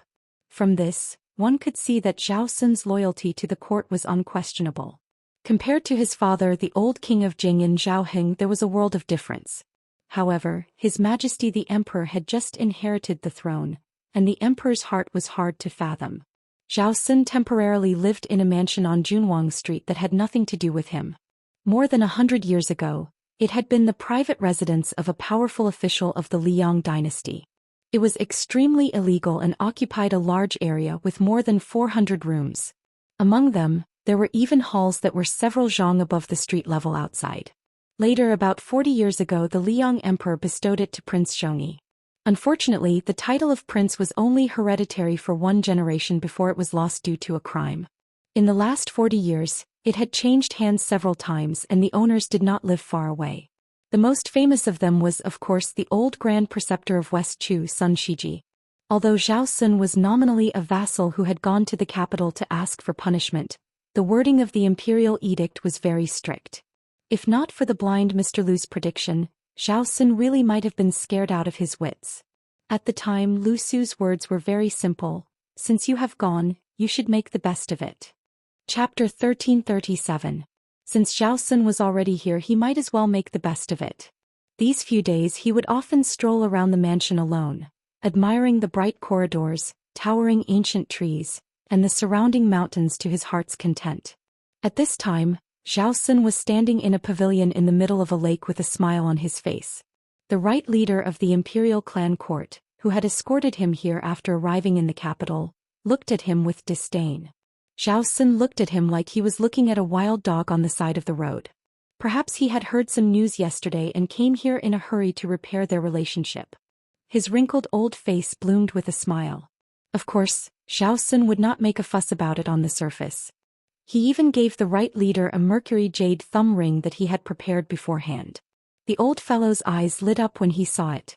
Clearly, Mr. Lu had carefully prepared such a small item that hit his weak spot. In fact, other than the jade thumb ring, Lu Su had also asked him to carry an ink-colored tortoise-back inkstone with him. He said that if the right leader of the imperial clan came out to receive him, he needed to give this item away. Zhao Xun sighed with emotion. Lu Su, you really are a genius. When this king was still His Royal Highness, he always felt that the so-called top strategists like Li Yishan and Nalan Yusi were just heroes created by the times. Once placed in a time of peace and prosperity, they would fade into the crowd. Only after meeting you did he realize that no matter if they were in a time of peace or chaos, there would definitely be a place for them. Zhao Xun had previously thought that using the destruction of 6,000 cavalry to complete the retreat in order to advance arrangement was too heavy a price. But when Zhao Xun came to Great Peace City and stood in this mansion, he began to understand that Mr. Lu was right. Zhao Xun suddenly saw 2 figures appear on the shore of the lake and then walk toward the pavilion in the middle of the lake. No one led the way. Zhao Xun frowned and instinctively became alert. When the 2 gradually came closer, Zhao Xun was stunned. After recognizing one of them, he asked in confusion, "Brother Song?" The young phoenix of the Song clan, Song Kelly. The last time he came to the capital, Zhao Xun had a brief encounter with Song Kelly. Song Kelly bowed and said, "Greetings, King of Jing'an." Zhao Xun quickly smiled and said, "Brother Song, you don't have to be so polite." Song Kelly looked relaxed and he was neither arrogant nor impatient. He didn't show the slightest sign of depression due to the decline of his family. Moreover, he and the gray-haired Confucian came to visit together, which made Zhao Xun very hesitant. Song Kelly said softly, "This is Mr. Yuan. Sun Shiji and the others from West Chu are just Mr. Yuan's guests." Zhao Sun wasn't stupid. He immediately figured it out. Her surname was Yuan, the real owner of this house. He was the #1 strategist of Li Yong that his father Zhao Heng hated to the bone, half-inch elemental tongue Binshi. Zhao Sun bowed deeply. Junior Zhao Sun greets Mr. Yuan. Yuan Binshi didn't say anything. He just waved his hand. Song Kelly smiled and said, "I'm here to tell you that you can leave the capital and return to Qingzhou soon." Before Zhao Sun could react, Song Kelly's words of "very soon" came true very soon. A eunuch from the ceremony directorate, dressed in a bright red robe, held the imperial edict and walked towards the three of them. His steps were very fast, but he didn't seem to be in a hurry. The old eunuch holding the imperial edict nodded slightly when he saw Yuan Binshi. He then read the edict to the king of Jing and Zhao Sun. Zhao Sun naturally had to kneel. Song Kelly also took a step back and knelt to listen. Only Yuan Binshi was facing the lake and turned a deaf ear to it. The head eunuch, who was one of the top 3 eunuchs in the world, didn't show the slightest change in expression.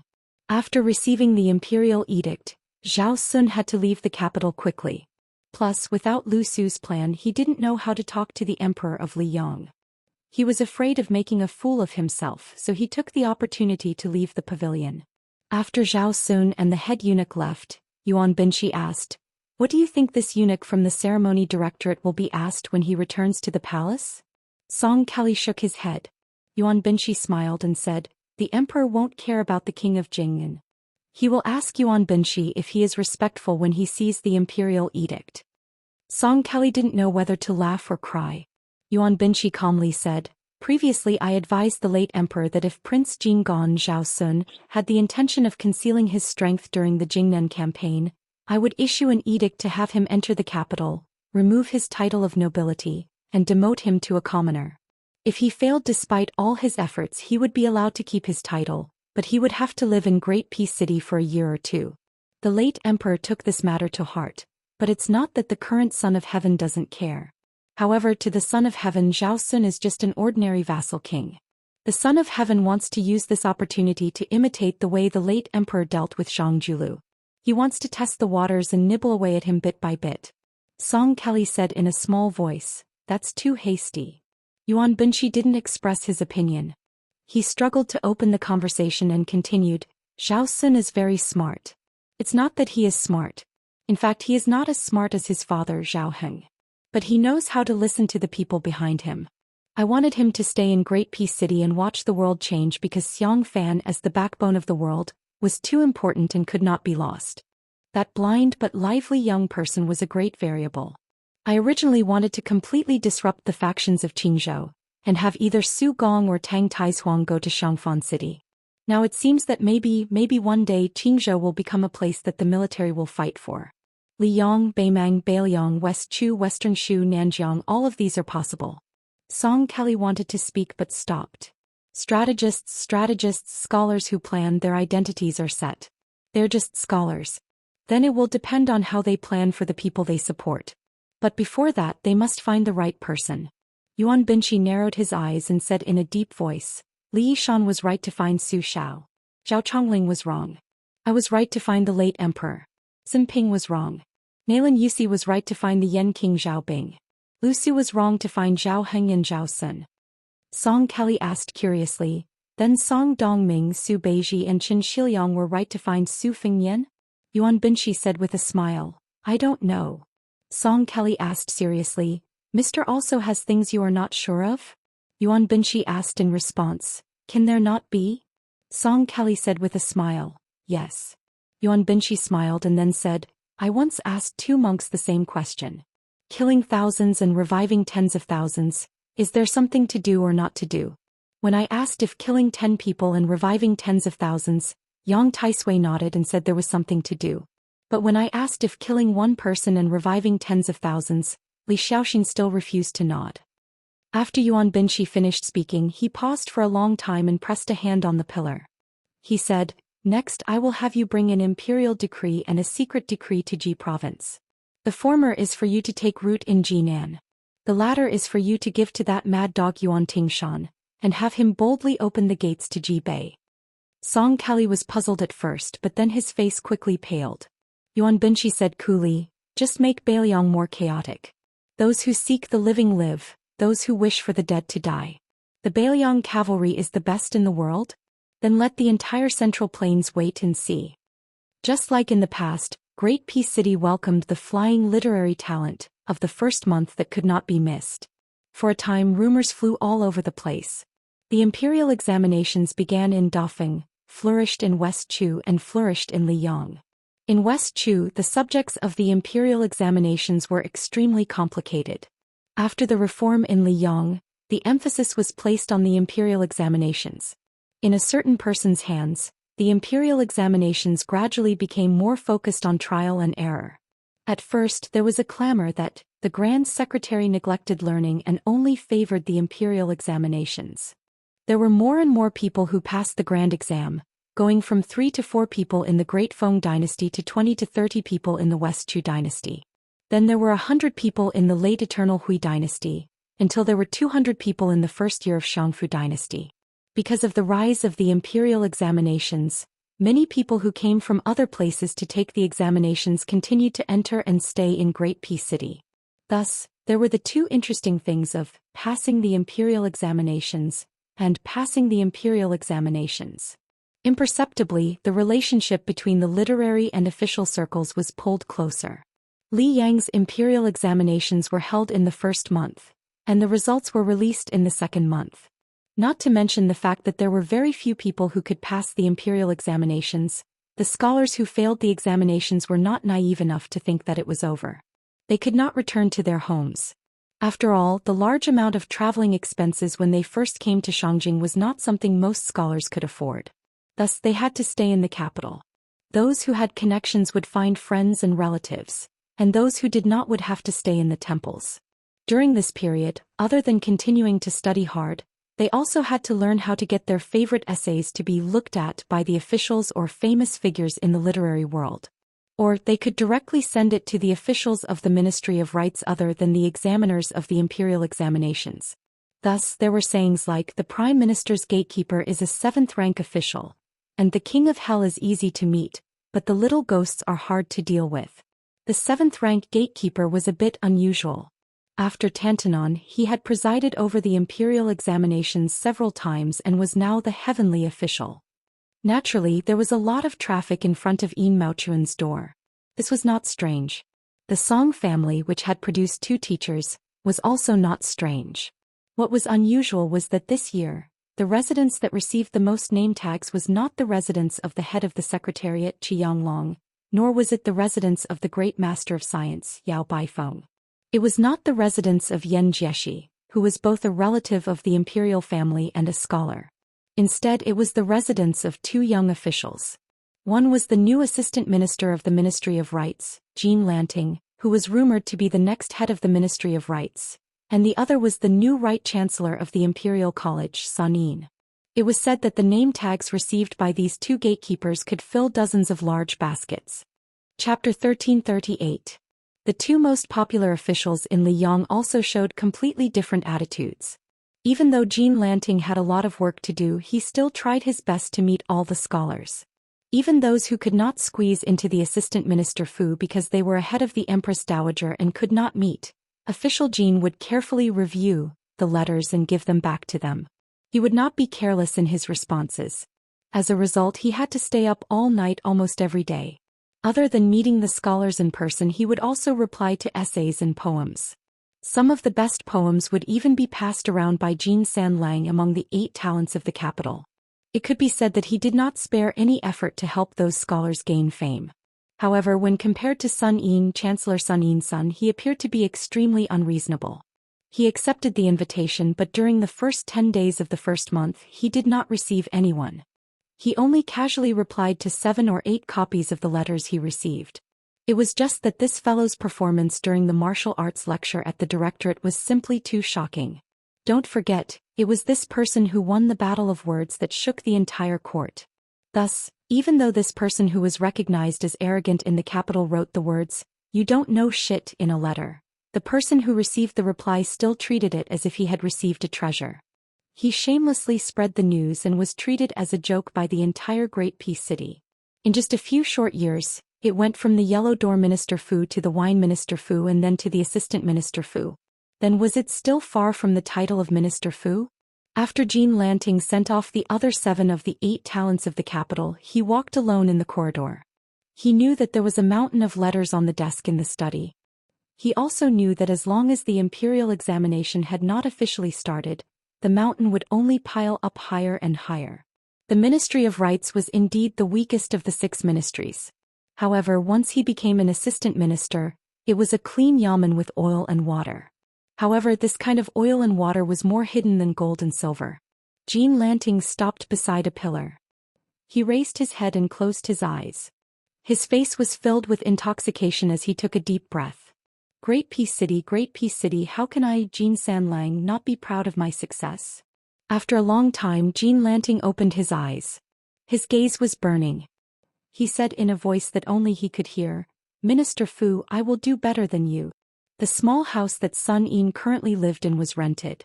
When he first rented it, he was only a small official in the province. The rent was lowered to 10 taels of silver every 3 months after Sun Yin racked his lips with the rich merchant. After Sun Yin's reputation rose, Fu Jia eagerly ran to Sun Yin's door and said that he wanted to gift the house to the right chancellor. Sun Yin didn't agree and only changed the payment from once every 3 months to once every year. Today Sun Yin wanted to go out. Through the crack in the door he saw that there were still a dozen or so people waiting outside. Sun Yin turned and left through the back door. In the end he was still stopped by a shabbily dressed young scholar.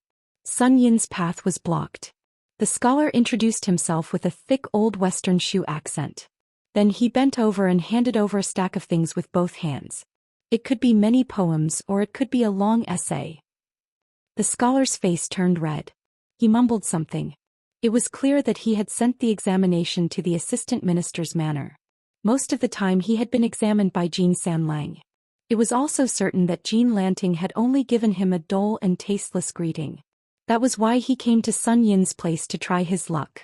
Sun Yin fumbled around and took out a handful of silver.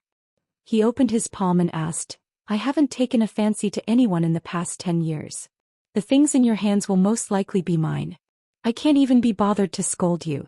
The high officials in the capital all cherish their reputation. When they meet someone like you, they will at most pinch their noses and give you some money to send you off. Then, do you want me to give you the silver so you can quickly pay back the rent you owe me and have a few good meals? Or do you want me to look at your things? The scholar from Shishu, who had an average appearance and temperament, shook his head and said, "I don't want money. I only want Lord Chancellor to look at my poems seriously." Sun Yin took back the silver. He took the stack of poems with neat handwriting. His left hand pinched a corner and his right hand casually flipped through 7 to 8 pages. Soon he was about to hand it over to the scholar whose hands were full of frostbite.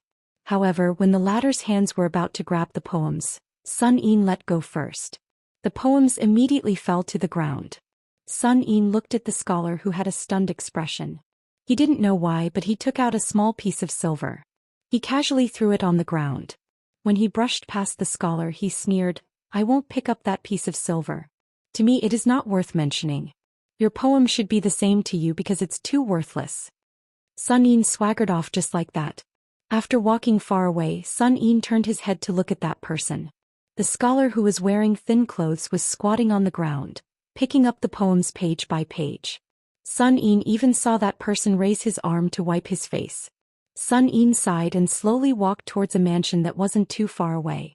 When he arrived, the gatekeeper, who was known to be extremely difficult to serve in the capital, didn't stop him at all. He even revealed a very sincere smile. This was obviously not as simple as Sun Yin being the second in command of the Imperial College. Without needing anyone to lead the way, he found Tantanon, who was eating peanuts and drinking wine in the study room. Sun Yin didn't say anything and just minded his own business and drank his wine. Huanwen smiled and said, "Sephora flowers are yellow, scholars are busy. When spring turns green, it means you are busy. Just get used to it. When you reach my age, you won't be busy anymore." Chapter 1339. Sun Yin, who had drunk several large bowls of wine, suddenly picked up a pair of chopsticks and lightly tapped the edge of the wine bowl.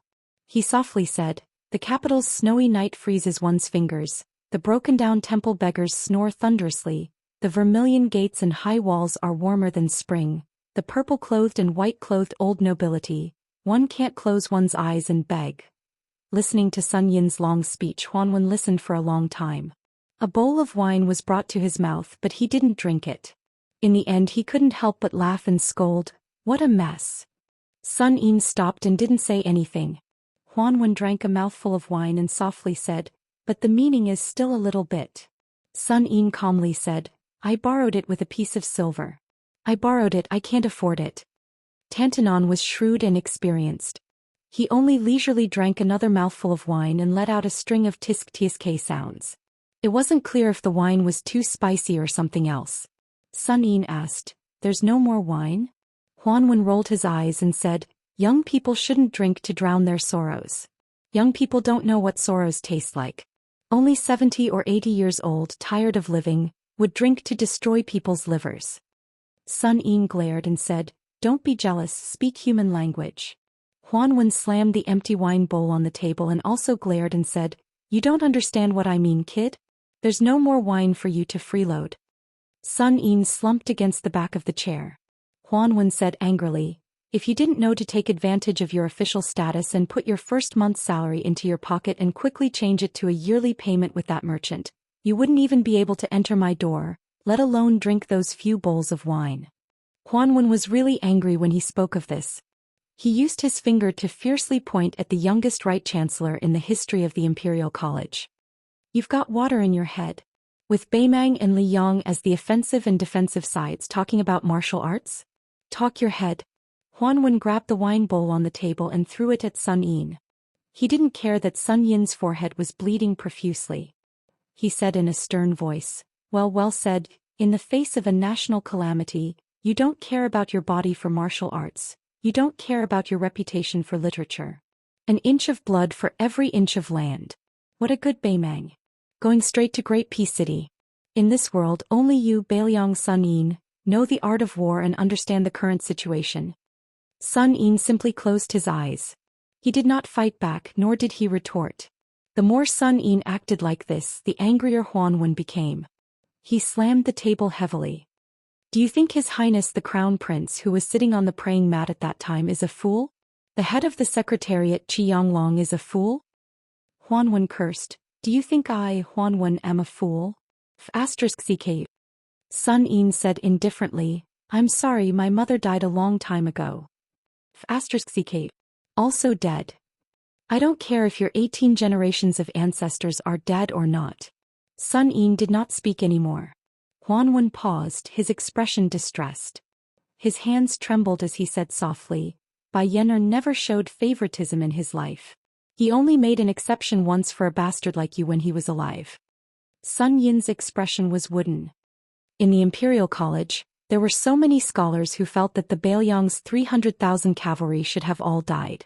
They even felt that it was okay if the millions of Beiliang citizens died. When Yan Zhenchuan died, they did not do anything. When Zhang Julu died, they were satisfied. These people felt that if they were Yan Zhenchuan, they could easily defeat Xiaxi's cavalry. These people felt that if they were Zhang Julu, they could have ruled the world long ago. These people were all scholars. Sun Yin lowered his head and covered his face with his hands. He said in a choked voice, "When I was young, I finally managed to get into a private school. Teacher was a remnant of the spring and autumn period who stayed behind in Beiliang for some reason when Hong Jia went north. I remember that teacher liked to take us to read and sing the Song of Everlasting Regret. Before I left Lingzhou, I saw teacher for the last time. Teacher said that he did not expect that the sound of reading he heard in Beiliang was the same as the sound of reading he heard in his hometown. So teacher said that after he died, it was fine to be buried in Beiliang. The great peace city of these scholars is so peaceful. I do not want to see this kind of peace. I, Sun Yin, want to return to my hometown. I would rather see the smoke of war rise there." Huanwen said to himself, "Sun Yin, if you want to return to Beiliang, I will not stop you. But I hope you know that the great peace city of the scholars you see is not the true great peace city, and not everyone's great peace city. This city had my teacher Zhang Julu, Sun Ping, Yan Zhenchuan, and I, Huanwen, who is still alive. There are many people that you do not know. Zhu Xiao, Li Xiaoxin, Chao Chongqing, Yang Taisui, they were all once in this place. They were so high-spirited and each of them had a clear conscience. When you return to Bailiang, you may become an official, you may be a strategist, you may die on the battlefield with a clear conscience. But if you do not give up today, one day in the future at a certain time, you will have a chance to say to another young person, "In Great Peace City there is me, Sun Yin. In this world there is me, Sun Yin." In a secluded courtyard in a narrow alley, a woman sat quietly on the threshold of the inner courtyard. The wooden door of the outer courtyard was open. She looked outside the door. It was as though she was waiting for someone to come home. She would occasionally hear the melodious shouts of the hawkers selling candied fruits from the distance. But maybe because this alley was too small, she could not see the figures of the hawkers carrying the candied fruits pass by the door. She put a hand on her abdomen and said softly, "Boarder, the child and I are fine. But we miss you very much." Chapter 1340. If the post roads after the start of a war were compared to the meridians of a dynasty, then the endless supply of troops and provisions would be the blood of the empire. At this moment, Beimang displayed a huge tension that was enough to move the central plains. The Empress of Beimang, Taiping Ling of Chess and Sword Music School, and a fat man stood beside a post road. They looked at the busy transportation from north to south. The three of them had different expressions. The old lady, who was wearing a brand new mink coat, was full of pride. It was precisely because of her slow and appropriate governance that the Central Plains, which was on the verge of unification, did not gain the slightest bit of the upper hand for more than 10 years. She even forced Liang to spend half of the country's tax revenue on the Eastern Front, and finally led to the revival of West Chu in Guangling Road. Among her subjects, there was still Tuoba Bodhisattva, Dong Zhuo, Lu Gui, Huang Songpu, Murong Baoding, Yang Yunzan, and a series of meritorious generals, not to mention the grassland eagle with the surname Yellow. They were a gathering of stars, shining brightly on the vast grassland. Standing beside the Empress was an ordinary-looking old scholar in a green robe. This old man, who had spent 20 years traveling the Central Plains, had a cold look in his eyes. As for the fat man, who was constantly hugging his hands to expel the cold, his body was already huge, and after wearing the armor he looked even more bloated. The Empress of Beimang retracted her gaze and turned to look at the fat man whose reputation was notorious in the streets of Xijing. She joked, "South Chu and North Dong, two big fatties. Back then you lost to Chu Lushan and were driven out miserably. Now that he has become the Protector General of Bailiang, you are the king of the South Courtyard. In terms of official position you are already better than him. Do you have the confidence to get back at him this time?" Dong Zhuo, the king of the South Courtyard, who was in charge of the entire border war, did not grin in front of the old lady for the first time. He rubbed his cheeks and said softly, "If Lu Qiuer and I had the same number of troops, it would probably be very difficult. But the current situation is that I have 1 million troops against his 300,000 troops. There is no reason for me to lose, but I always feel that it is a little unfair. When I see Lu Qiuer, he will definitely not be convinced." The Empress of Beimang smiled and said, "I know myself well. I don't know much about war, so I don't have the bad habit of giving orders to the warriors at the border. It's just that your deployment of troops is so strange that I was so curious that I traveled more than 800 miles to see you. Even though the imperial decree of peace has patiently explained your intentions to me time and time again on the way, I still hope to hear it from your mouth. Otherwise I won't feel at ease." After Huang Songpu heard about your deployment, he was so angry that his face turned ashen. He even shamelessly asked me to allow him to be the king of the South Courtyard again. He just wants you to pack up and get out of here so that you don't squander the wealth that the South dynasty has accumulated for 20 years. Dong Zhuo clenched his fist, knocked on his red nose and said in a muffled voice, "Among the Liuzhou, Yuzhou and Liangzhou that border our dynasty, Liuzhou is the easiest to take and Yuzhou is the most exhausting. But of course the northern line of Liangzhou is the most difficult to take." At this point, Dong Zhuo paused for a moment. The Empress of Beimang waited patiently, but the fat man was completely silent. After waiting for a long time, the old lady could not help but laugh angrily. "Are you done?" Dong Zhuo continued, "Logically speaking, it's better to break one finger than to injure all 10. The main force should attack Liangzhou and march straight down, swaggering all the way to the Bailiang Palace on Mount Qingliang before stopping. Using a relatively small number of troops on the two flanks to tie down Yuzhou and Liuzhou is the best strategy." The Empress of Beimang nodded. It was obvious that she thought so too. In fact, This was the conclusion that Beimang had reached in the early stages of their discussion. The dried-up bait in Liuzhou did not interest the Beimang at all. Attacking Liuzhou was meaningless other than prolonging the supply line. If the stalemate in Liuzhou was prolonged, Beimang's gains would not make up for the losses. After all, there were several elite cavalry units on the border of Liangzhou that were equipped with terrifying long-distance attacks. Li Yishan had single-handedly created the situation of more than 100,000 refugees in Liuzhou. His original intention was to increase the breadth and thickness of Beiliang's strategy, which had always been its weakness. Dong Zhuo put on a distressed expression and said, "This strategy was indeed the best strategy."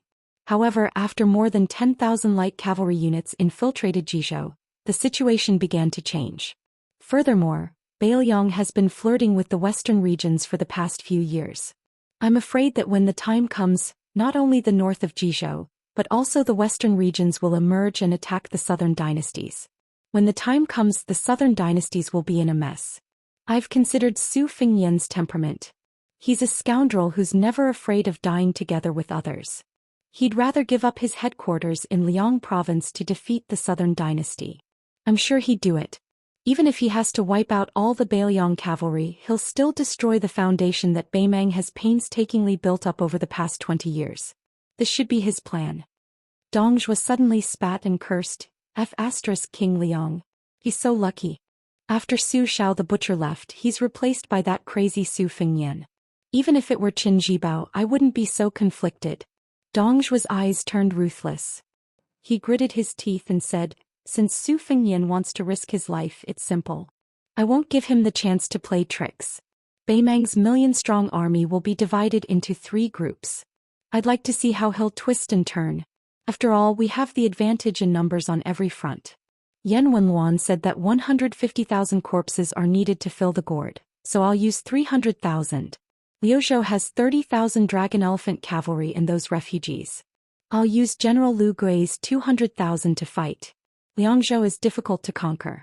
Will 500,000 be enough? If it's not enough, I'll ask your majesty for another 200,000 to 300,000. The Beimang empress frowned and said, "In this way, although the southern dynasty won't have anything to worry about, isn't the price too high?" Dong Zhuo shook his head and said, "The Liang imperial court dares to use West Chu to train their soldiers. As a people who live on horseback, we Beimang are natural warriors. Why wouldn't we use Beiliang to train our soldiers?" The old lady wanted to say something but stopped. Dong Zhuo said in a deep voice, "Your Majesty, I Dong Zhuo can promise you that even if Beiliang destroys 500,000 or even 600,000 of our soldiers, as long as we conquer Beiliang, I'll definitely return the 2 million-strong army with both hands." The imperial decree of peace finally opened his mouth and said, "Your Majesty, after winning this war, Beiliang and Jizhou will soon become the second southern dynasty. All the civil officials of the southern dynasty are already prepared. Wherever the cavalry's hooves pass, it will be the beginning of the scholar's pen. This is the real backup plan that I've prepared for Beimang. As long as Beimang's army conquers those territories, I'll be able to manage those places immediately and let the Beimang dynasty's borders follow the war horses as they move southward." The Beimang empress nodded but soon asked worriedly, "I'm not doubting your ability, but will the Liang imperial court give us enough time to digest the results of the war? Also, won't Gu Jiantong's eastern front take the opportunity to cause trouble?" The imperial decree of peace said calmly, "Everyone thinks that West Chu's revival is a flash in the pan, but I firmly believe that Chao Chongqing will be able to see the top of Great and City's city wall." Dong Zhuo smiled and said, "Yuan Binshi and the others felt that after the Battle of Liangmang, even if they gave up the entire northwest to us, they would still have the 2 pillars of Liao, Gu Jiantang and Western Shu, Qin Jibao to support the border. Therefore they were happy to see the last drop of blood of Beiliang. However, if it's really as the imperial decree of peace said, then Gu Jiantang will have to leave the 2 Liao and return to Great and City. At that time we can place a small number of troops in Beiliang to deal with Qin Jibao. Taking a step back at that time, we will have the depth of Beiliang in the southern dynasty. This is a huge geographical advantage that cannot be ignored. Naturally, we will be able to greatly reduce the losses caused by Qin Jibao's troops. No matter how amazing Qin Jibao is, it will be difficult for him to turn the tide in a short period of time. However, we can follow West Chu's lead to Graydon City and take a look at the world's largest city with a population of millions. I Dongzhuo must go and see how tall the city wall is, the old woman said emotionally, after training with the Bailiang cavalry, then climbing up the city walls of Great Peace City, and taking care of Gujiantang and Qinjibao in the Central Plains. The men of Beimang will kill their way to the southern border and throw themselves into the sea. Even though I am a woman, I feel heroic just thinking about it. Dongzhuo grinned. The magistrate of peace glanced at the king of the southern courtyard who had left everyone else in the dust in the Beimang court. His gaze was complicated. The Empress of Beimang raised her hand and patted the fatty's shoulder. She said calmly, "As long as you can reach that step, I am not that Liang Zhao done. I can tolerate a Dongzhuo who seizes territory. South of Guangling River, everyone can have the surname Dong. I want the history books to remember the name Dongzhuo for hundreds and thousands of years. After 100 years." She looked to the south and laughed loudly. "In the future, whatever the surname of the world, I have no children, I don't care." With a thump, Dongzhuo knelt on the ground. The old woman kept looking to the south. "Old cripple, the world could have had the surname Su." In the early spring of the second year of Xiangfu, a group of Bailiang crossbowmen roamed outside the mouth of the gourd in Yuzhou. As the sun rose from the east, the morning dew on their armor gradually dried up as the chill of late spring dissipated. Each of these elite scouts rode 2 horses. Their mounts were the best war horses from the largest pastures in Bailiang. With a great battle imminent, the best horses from the various pastures were given to these special troops first. Compared to the battle lines in Liangzhou, where an arrow was knocked on a bow and could be triggered at any moment, Yuzhou, which had more strategic advantages, made people feel more at ease. This was because both sides in Liangmang acknowledged that if Beimang wanted to attack Yuzhou, they would have to use more than 100,000 lives to fill the gap or even flatten it. Butcher Su Shao had spent more than 10 years meticulously building the Wu castle system at the mouth of the gourd.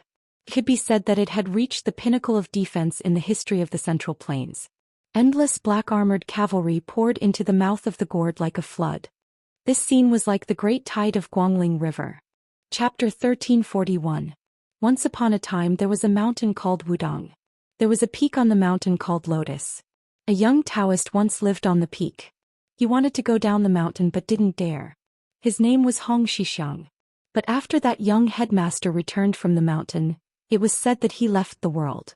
Then the even younger headmaster Li Yufu brought back a young child with spirited eyes. His name was Yufu. Perhaps his parents hoped that this child would be able to save up some good fortune every year. If a poor family wanted to live a long and stable life, it was nothing more than saving up. The Lantern Festival was a big festival.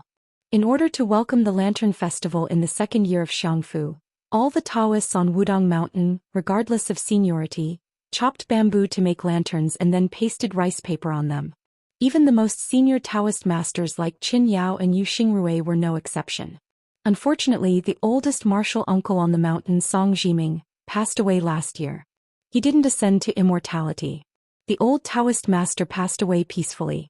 He only muttered that if only his younger martial brother was still alive, he would be able to refine several furnaces of truly good pills. Then there was the month before the old man's death. He often saw martial Uncle Song standing at the gate of Big Lotus Peak, looking at the foot of the mountain. Needless to say, he was waiting for the headmaster's martial nephew. From Wudong's old Zhenren's Shifu Huang Manshan, to his de Shixiang Wang Zhonglo, to his little shitty Hong Shixiang, and finally the current Jiao Li Yufu Song Jiming, other than the paintings of his ancestors, lived for 200 years and met 4 Wudong Jiao Jiao. Therefore he passed away very peacefully. The older generation of Taoists was withering day by day. The great Taoist master Qin Yao, who was in charge of discipline, also couldn't hide his old age. Fortunately, Wudong Mountain had always been indifferent to birth, old age, illness and death. Moreover, Wudong Mountain was now flourishing with incense. Several peaks on the mountain held several not-so-grand but still solemn opening of the mountain ceremonies. Even though it was close to the Lantern Festival and the sky had not yet brightened, there were still many good men and women who started to climb the mountain to burn incense. It was different from the many Taoist temples in Liyang that would specially open a back door for high officials and dignitaries, and the common people could burn incense for a lifetime without being able to burn the first incense. In Bailiang, as long as you were early, The common people could also burn the first incense on Mount Wudang. There was an endless stream of pilgrims on Mount Wudang's southern Divine Avenue, and there were even many foreigners who spoke with foreign accents. As Beimang's army was marching south, the three prefectures of Beiliang were like a funnel, and the population was plummeting. These foreign pilgrims were like carps swimming against the current, which was enough to show the prosperity of Mount Wudang. There were even rumors that the imperial court would soon transfer the title of Mount Longhu to Mount Wudang to appease the people of Beiliang. Among the incense-burning army, there was a young man and woman who looked like a young couple. Probably because they were from a small family, they did not wear embroidered clothes or mink coats, nor did they have intimidating squires. They did not even have a lantern. They were climbing the mountain together with another family they met at the foot of the mountain, and they used the family's lantern to make their way up the mountain easier. The young man introduced himself as Su Qi, a native of Beiliang. His wife's surname was Liu and her hometown was Qingzhou.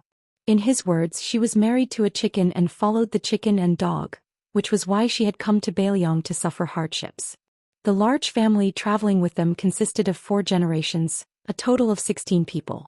The old man's surname was Yan and he was 80 years old. He said he was Daoist Guangling and he had been an official in the capital as well as a local official. He had only returned to his hometown last year. The old man spoke humorously and was extremely talkative. Along the way he chatted with Su Qi about what he had seen and heard in the north and south of the Yangtze River, adding a lot of laughter to the boring mountain journey. Although Su Qi did not say anything surprising, he was able to pick up on the old man's words every time. Other than the old man, the other 2 men of the Yan family originally did not like this so-called Beiliang barbarian. This could not be blamed on their arrogance. Among the many territorial disputes in Liang Beiliang, where Su Xiao was in charge, and Nanjiang, where Zhao Bing the Prince of Yan was in charge, had always been the big brother. Not to mention the second brother, both were barbarian lands in the imperial court. They could not even compare to the 2 Beiliang. As a result, there was once a big joke in the imperial court. They remembered that the first Beiliang scholar had passed the imperial examination like a carp leaping over the dragon's gate, becoming a Jinsher. This made Taihan City very surprised and they wondered how there could be scholars in Beiliang. As a result, many people helped that scholar search the family tree. When they finally found out that the scholar's ancestral home was in Jianzhou of the Central Plains, they felt relieved. However, they did not care about the fact that the scholar had been born and raised in Lingzhou of Beiliang for many generations. It was not until Yan Jieshi became a relative of the imperial family and then a grand scholar of the palace hall, Jean Lanting's meteoric rise, and the great scholar of Confucianism, Yao Baifeng, came to the capital to preside over the imperial college that their terrible impression of Beiliang as uncivilized was slightly improved. They pinched their noses and admitted that Beiliang also had a family tradition of scholars. The distance from the main peak of Wudang's Golden Peak to the southern Divine Path was 12 miles. It was also a mountain road. With the old and young of the Yan family, their legs were weak and they walked slowly. By the time the first morning bell rang, they were only halfway there. They rested at the pavilion for travelers and pilgrims to rest. The old man took advantage of the first rays of dawn to look into the distance. Su Qi and his wife stood side by side, admiring the scenery below the mountain.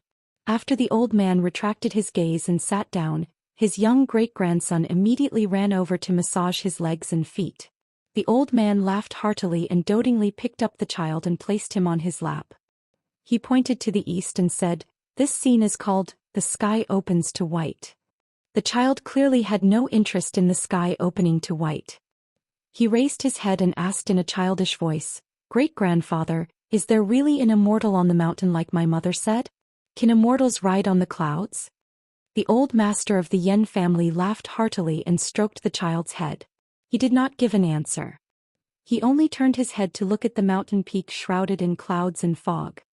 He sighed softly and said, "I don't dare to speak loudly for fear of alarming the people in the sky." Chapter 1342. The child who did not get an answer kept pestering him. The old man could only say, "As scholars, we must scrupulously abide by the saint's words of not speaking of strange forces and chaotic gods. However, I can still talk to you about something else. In fact, when I was young, I used to travel under the guise of traveling and secretly went to visit immortals in green robes with a sword. Perhaps I didn't have the lucky chance, so I didn't meet those masters with white hair and youthful faces in the eyes of the world. However, when I was middle-aged, I went to the Taoist master mansion on Longhu Mountain with many people and met the old Taoist master of that generation. However, we didn't have the opportunity to have a deep conversation. After all, at that time my official status was too low and I was only at the bottom. At that time I felt that being an official was inferior to cultivating Dao. There were so many scholars in the world and it was so difficult to become a scholar after the death of a grand tutor. There weren't many people who cultivated Dao in the world, so it was relatively easy to become a first-rank official. The child was disappointed. Great-grandfather, then why did we come all the way to Mount Wudong? My father said that his bones were about to fall apart from the bumpy ride. A young Confucian scholar nearby suddenly blushed. The old man stroked his snow-white beard and smiled. Great-grandfather has never seen immortals, but when I was in charge of a region, I met a Daoist priest of the same age. We had a pleasant conversation and that Daoist priest taught me a set of body-nourishing techniques. The reason why great-grandfather can live to this age is because of that Daoist priest's kindness. Although so many years have passed, I still remember that Daoist priest's appearance very clearly. He was tall, benevolent, righteous and heroic with the style of an ancient wandering scholar. Compared to the yellow-purple noble of the celestial master's residence, he really didn't have any arrogance. The old man sighed. That Daoist priest was the previous leader of Mount Wudong called Wang Zhonglo. I only found out that he was the leader of Beiliang's Mount Wudong after a long time, so before I was completely buried in the earth, I hurried here to take a look. At the same time, I also wanted to see how high Beiliang's northwest sky was. Because when great-grandfather was an official in Tai and city, there was an imperial censor who impeached a person. He said that after that person arrived in Beiliang and held a banquet, he pointed to the chair under his butt and said to everyone that this chair was not the dragon chair, but it was much higher than the one in the capital. The old man's son was almost 60 years old. After hearing this, he laughed and said, "It's most likely nonsense." The old man nodded. Beiliang Su Chi, who had been watching the old man carry his great-grandson, did not say anything. He turned around and silently looked into the distance. His wife held his hand, tilted her head and asked softly, "Is it true or not?" It was indeed the Su Fingyan Su Chi. He said softly, "It's true. I was still young at the time. I was sitting on my father's lap. He was actually the one who said this to me. He probably wanted to tell me that being an emperor was meaningless." Su Fingyan gripped Lu Qingyan's slightly cold small hand, quietly revealing the truth. Officials retiring at 70 is Liang Imperial Court's rule. Being able to retire at 79 is not something anyone can do. The old man is Yen Song, the highest-ranking official in the capital, the left assistant minister of the Ministry of Rights. He did not have the same political opinion as Grand Secretary Zhang Julu. Later on he was pushed aside to Gangnam-do's Luzhou. He was disheartened and thus began to study in peace. This time Grand Secretary Zhang's reputation was ruined. The entire court kept quiet out of fear. Yen Song was one of the few who dared to stand up for Grand Secretary Zhang, so it could be seen that back then he and Zhang Julu had an open and above-board dispute. The reason why I traveled with him was because Su Zhao's impression of this person was not bad. Of all the people who scolded him, Yen Song scolded Su Zhao fiercely, but it was reasonable. The old man suddenly smiled at Su Fingyan. Su Chi, before I entered Beiliang's territory and came to Wudong Mountain, I visited a few academies. The scene there greatly surprised me. Seems like your new King Liang is even more scholarly than the old King Liang. It really is rare. Lu Qingyan glanced at Su Fingyan, who revealed an expression of shame for the first time and smiled knowingly. Su Fingyan turned around and said, "It must be because he knows that his martial arts are not as good as Su Zhao's, so he can only take a step back and fill in the gaps in his scholarly work." The child was confused. He tugged on the old man's sleeve and asked, "Great-grandfather, didn't my uncle say that the king of Beiliang's martial arts are very powerful?" A middle-aged man did not know whether to laugh or cry. He said, "The martial arts of scholarly work and martial arts are not about the ability to fight." After chatting for a while, the group began to climb the mountain again. Now that they had come to Wudong Mountain to burn incense, there was one thing that visitors and pilgrims had to do.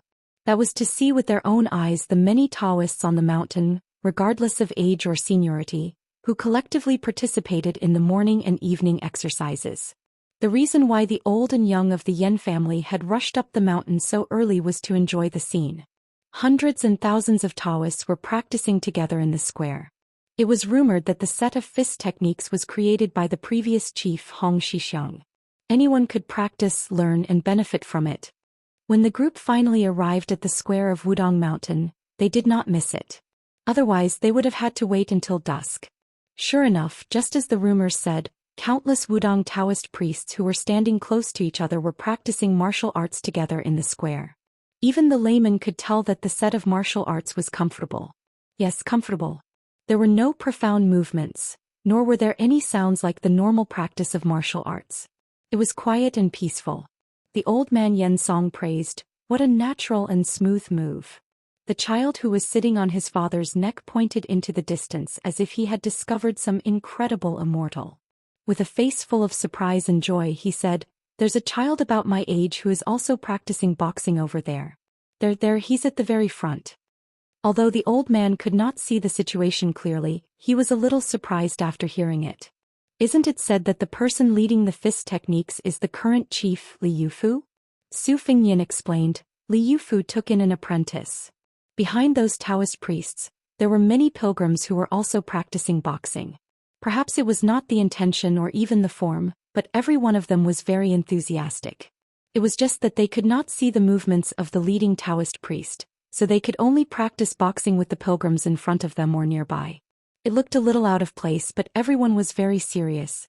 Then the old and young of the Yen family saw a young Taoist who did not seem to be very senior slowly walking from the front to the back. Along the way, he was constantly giving instructions to the pilgrims who were learning the fist techniques.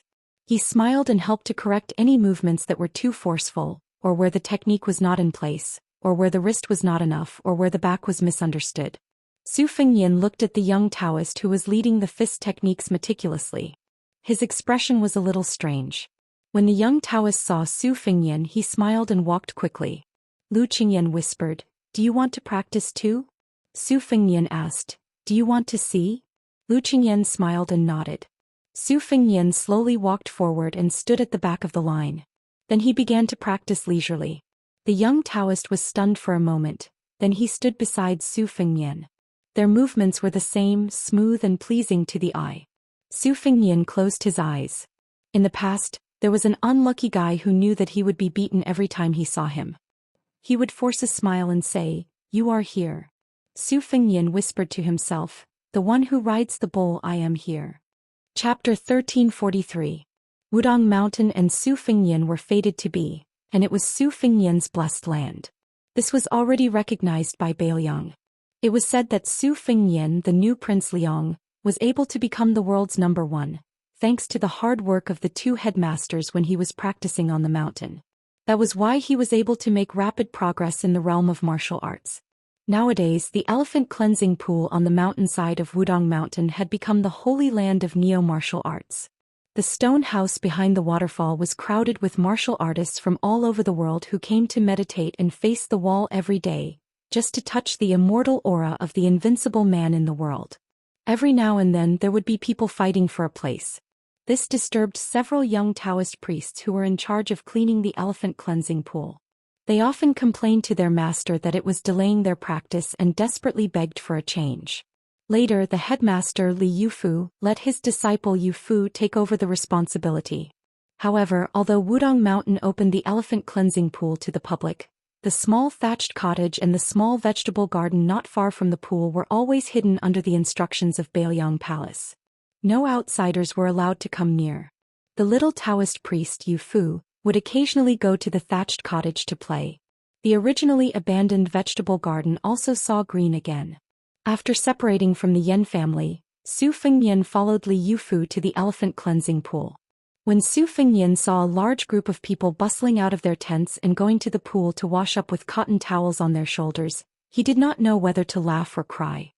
He turned to Li Yufu and asked, "Is it like this all year round?" Li Yufu nodded and smiled. "Yes, these martial artists generally do not make trouble. They take care of themselves. Every day except for going to the square to practice martial arts in the morning and evening, they practice here. Wudong Mountain can't drive them away. It was unknown who had spread the news that youngest martial uncle had cut the waterfall with his wooden sword. Over the past half a year, more than 100 broken wooden swords had been fished out of the pool. Later on, there was another saying that the reason Wang Ye's divine skill was so great was because he found a martial arts secret manual at the bottom of the lake. Therefore, even though these people were not landlubbers when they went up the mountain, now each and every one of them was very familiar with the water. However, they did not find the secret manual, but they did find a lot of pebbles as bright and clean as jade from the bottom of the lake. Scattered all over the place, there were at least several hundred of them. Later on, after some discussion, they found a craftsman at the foot of the mountain who polished a set of top-notch chess pieces and presented it to Wudong Mountain. Although the gift was not heavy, but the affection was heavy. Su Fengnian was speechless. The Jianghu he was familiar with was like this. The lower the level of the market, the more pitiful and lovable it was. He found a gap and squatted by the elephant pool. Beside him were two Jianghu men who were still wearing old unlined clothes despite the cold of spring. Su Fengnian knew that this was not the realm of being unaffected by the cold and heat. They were just pretending to be strong. In Jianghu it was important to not lose to others. In the winter, if you wore a mink coat to keep warm, then you had to grit your teeth and wear unlined clothes. Even more ruthless, they would simply bare their arms.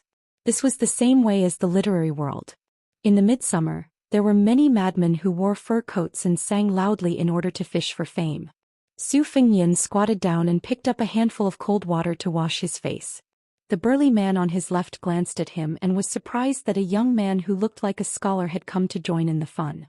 He asked in the jargon, "Newcomer? Is there a mountain?" Su Fengnian nodded. "Mountain?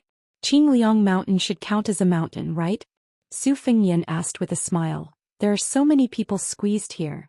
Not to mention eating and sleeping, even farting and taking a dump isn't satisfying. May I ask, Senior, is there really someone breaking through here?" That fellow thought deeply. He probably felt that this kid was quite smart. He lowered his voice and said mysteriously, "How could there not be? 2 days ago there was a brother who broke through the threshold of the third-rank realm in one night. It was a rather sloppy method, but after breaking through, his sword flowed like flowers and water couldn't get through. Before that, there was an old senior from Lingzhou who came here to comprehend the Tao. He stayed in the third-rank realm for more than 20 years. In the end, he just sat here for 3 months and broke through. I heard that after that senior became a master, he was in high spirits. On a full moon night, he let out a long roar. His voice was so loud that even a few miles away from the foot of the mountain could hear it. For a full hour it was like thunder. Don't you think that's weird?" Su Fengnian held back his laughter and nodded seriously. "Us normal people can't even make a pot of tea's worth of time, let alone a full hour. Moreover, we'll definitely be mute for a month. For this senior expert to be able to roar for an hour, he definitely has a lot of internal strength. He's definitely in the master realm." The swordsman on the right secretly shuddered as he washed his face with cold water. He rolled his eyes and said, "Little brother, don't listen to little kitten Kong's nonsense. What clear and long howl? What half an hour? Those are all nonsense. Who would be bored enough to shout for half an hour? Besides, isn't that old man afraid of disturbing the rest of the Wudong immortals? I, Su Shiying, don't respect any martial path master. I only respect the Daoists on this mountain. They are really skilled. My grandfather's grandfather personally saw old ancestor Huang. My grandfather also received help from old sect leader Wang. When sect leader Wang split the river with a finger, my grandfather was watching from the side of the river. Now that sect leader Li is also an expert. Just looking at his fist, I have to give him a thumbs up." The man whose real name was Kong Dahu but who was ridiculed as Kitty Kong turned his head and looked at his brother, who gave him a thumbs up. He laughed. "Forget it, Su Shiying. You're always bragging about your relationship with the king of Bailiang. Other than the 2 words Su and Su being homophones, the 2 of you are like heaven and earth, not even half a copper coin." Su Shiying fiercely threw the cotton towel on his shoulder and glared. "My grandfather was one of the first old soldiers to follow the great general to Bailiang. My grandfather still has the armor and the 8-dipper bow passed down by my grandfather at home." Kong Dahu laughed out loud and said, "If your grandfather is really a foreigner like the great general, then why did you say that your grandfather's grandfather had seen the founder of Wudong sect, Huang Manshan? Did you not prepare your boast properly?" Su Shiying felt guilty for a moment and then became angry out of humiliation. He said, "Anyway, my grandfather was born in the 2nd generation of the Liaodong old barracks. Before the imperial court used the era name Yonghui, he had followed the great general to the north and south. My grandfather could shoot with the 8-dipper bow on foot and hit 8 out of 10. He could shoot with the 6-dipper bow on foot and hit 7 out of 10. My grandfather said that even the great general praised his archery back then. He said that when he went to Bailiang he would let the Baimang barbarians know the strength of the Liaodong warriors. Kong Dahu sneered and said, "I've heard that other people say that divine archers can hit 100% of the time, or they can shoot a willow leaf from 100 paces away. Your grandpa Su Shiying can only hit 70% of the time. How could he be praised by the general?" Su Shiying, "Oh Su Shiying, are you not afraid of choking yourself to death with your bragging?" Su Fengnian immediately had a whole new level of respect for Su Shiying, because in the early days of the imperial court of Liyang, there was a martial arts examination called the Law of Testing and Equestrian Archery. According to the law, Su Shiying's grandfather's archery skills were indeed excellent.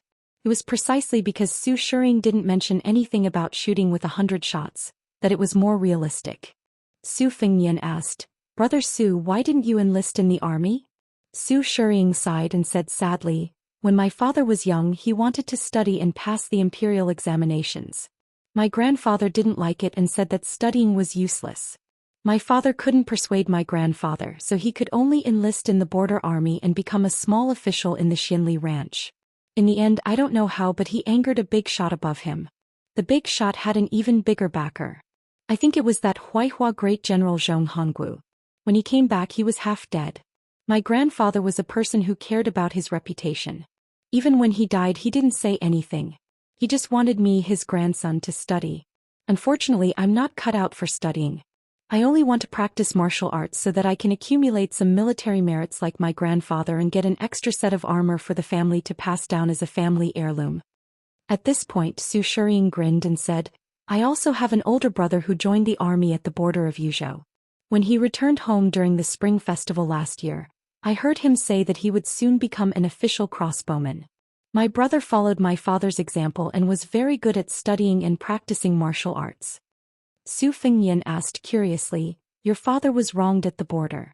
Why did he let your brother enlist in the army? Besides, the culture in Bailiang is gradually growing. Studying can also give one a good future. Besides, the northern barbarians are coming. It's not safe to be a soldier." Su Shiying, who always gave off a sloppy feeling, said sincerely for the first time, "I don't know what my brother was thinking. At first he really didn't want to be a soldier, but after a few years he didn't want to study at home. Luckily there was a young lady in his hometown who missed him. She's almost become an old maid. But last year my brother promised his future sister-in-law that as long as he became the most difficult crossbowman in Bailiang's 300,000-strong border army, he would marry her grandly the next time he returned home. As for my father, when he returned home from the border he only knew how to drink. After my brother joined the army he drank the most. But in the past 2 years he drank less and didn't say anything crazy. Especially after the spring festival he even quit drinking. Last time when he and my brother went to visit my grandfather's grave together, when my father toasted, Su Shiying didn't continue speaking. He lowered his head and washed his face fiercely. Although Kong Dahu and Su Shiying usually teased each other, their friendship was actually quite good. The Bailiang martial artists who came to the elephant cleansing pool to bask in the glory were divided into different groups. Small characters like them who didn't have any family background couldn't even squeeze into the areas with good feng shui near the pool, let alone meditating and facing the wall in the stone house behind the waterfall. Some of the disciples of sects and schools formed groups, each with their eyes on the top of their heads. Not only did they feast on fish and meat every day, there were also many young female heroes who stuck close to them and messed around in their tents every night.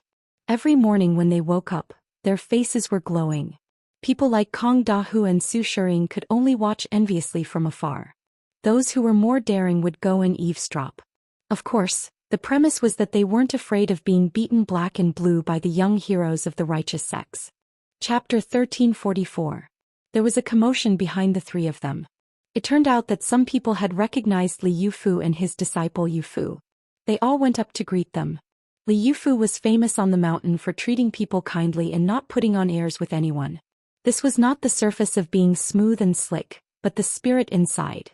This was also the qi of Wudong. Wudang Taoists did not care about seniority or Taoist temples.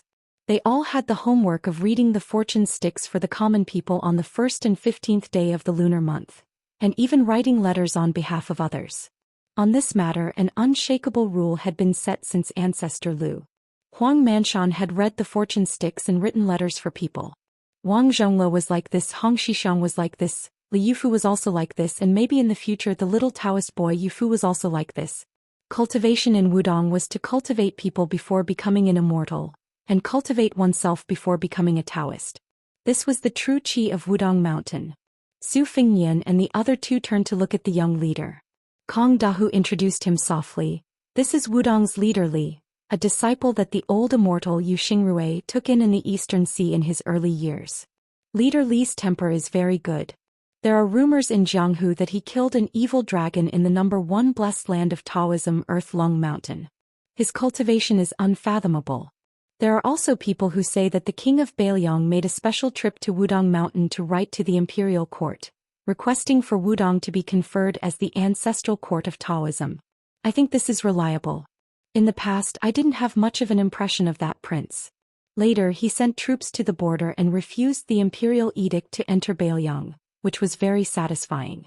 He also killed the arrogant and domineering old military chief Zhong Honggu in Lingzhou. I feel that the new Prince Liang did not disappoint. This time, when the northern barbarians attacked, I heard that Prince went directly to the border and did not hide in Mount Qingliang. This matter was done to vent people's anger. Otherwise, if he became the #1 master in the world and still hid at home, it would be too embarrassing for Bailiang.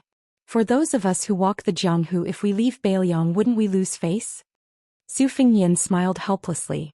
Su Shiying softly said, if the battle at the border is fierce, I'll ask my brother to introduce us to kill the barbarians. Killing one is worth it and killing two is worth it. Kong Dahu couldn't help but mock. You're just a pretty face. If you go, you'll definitely lose money.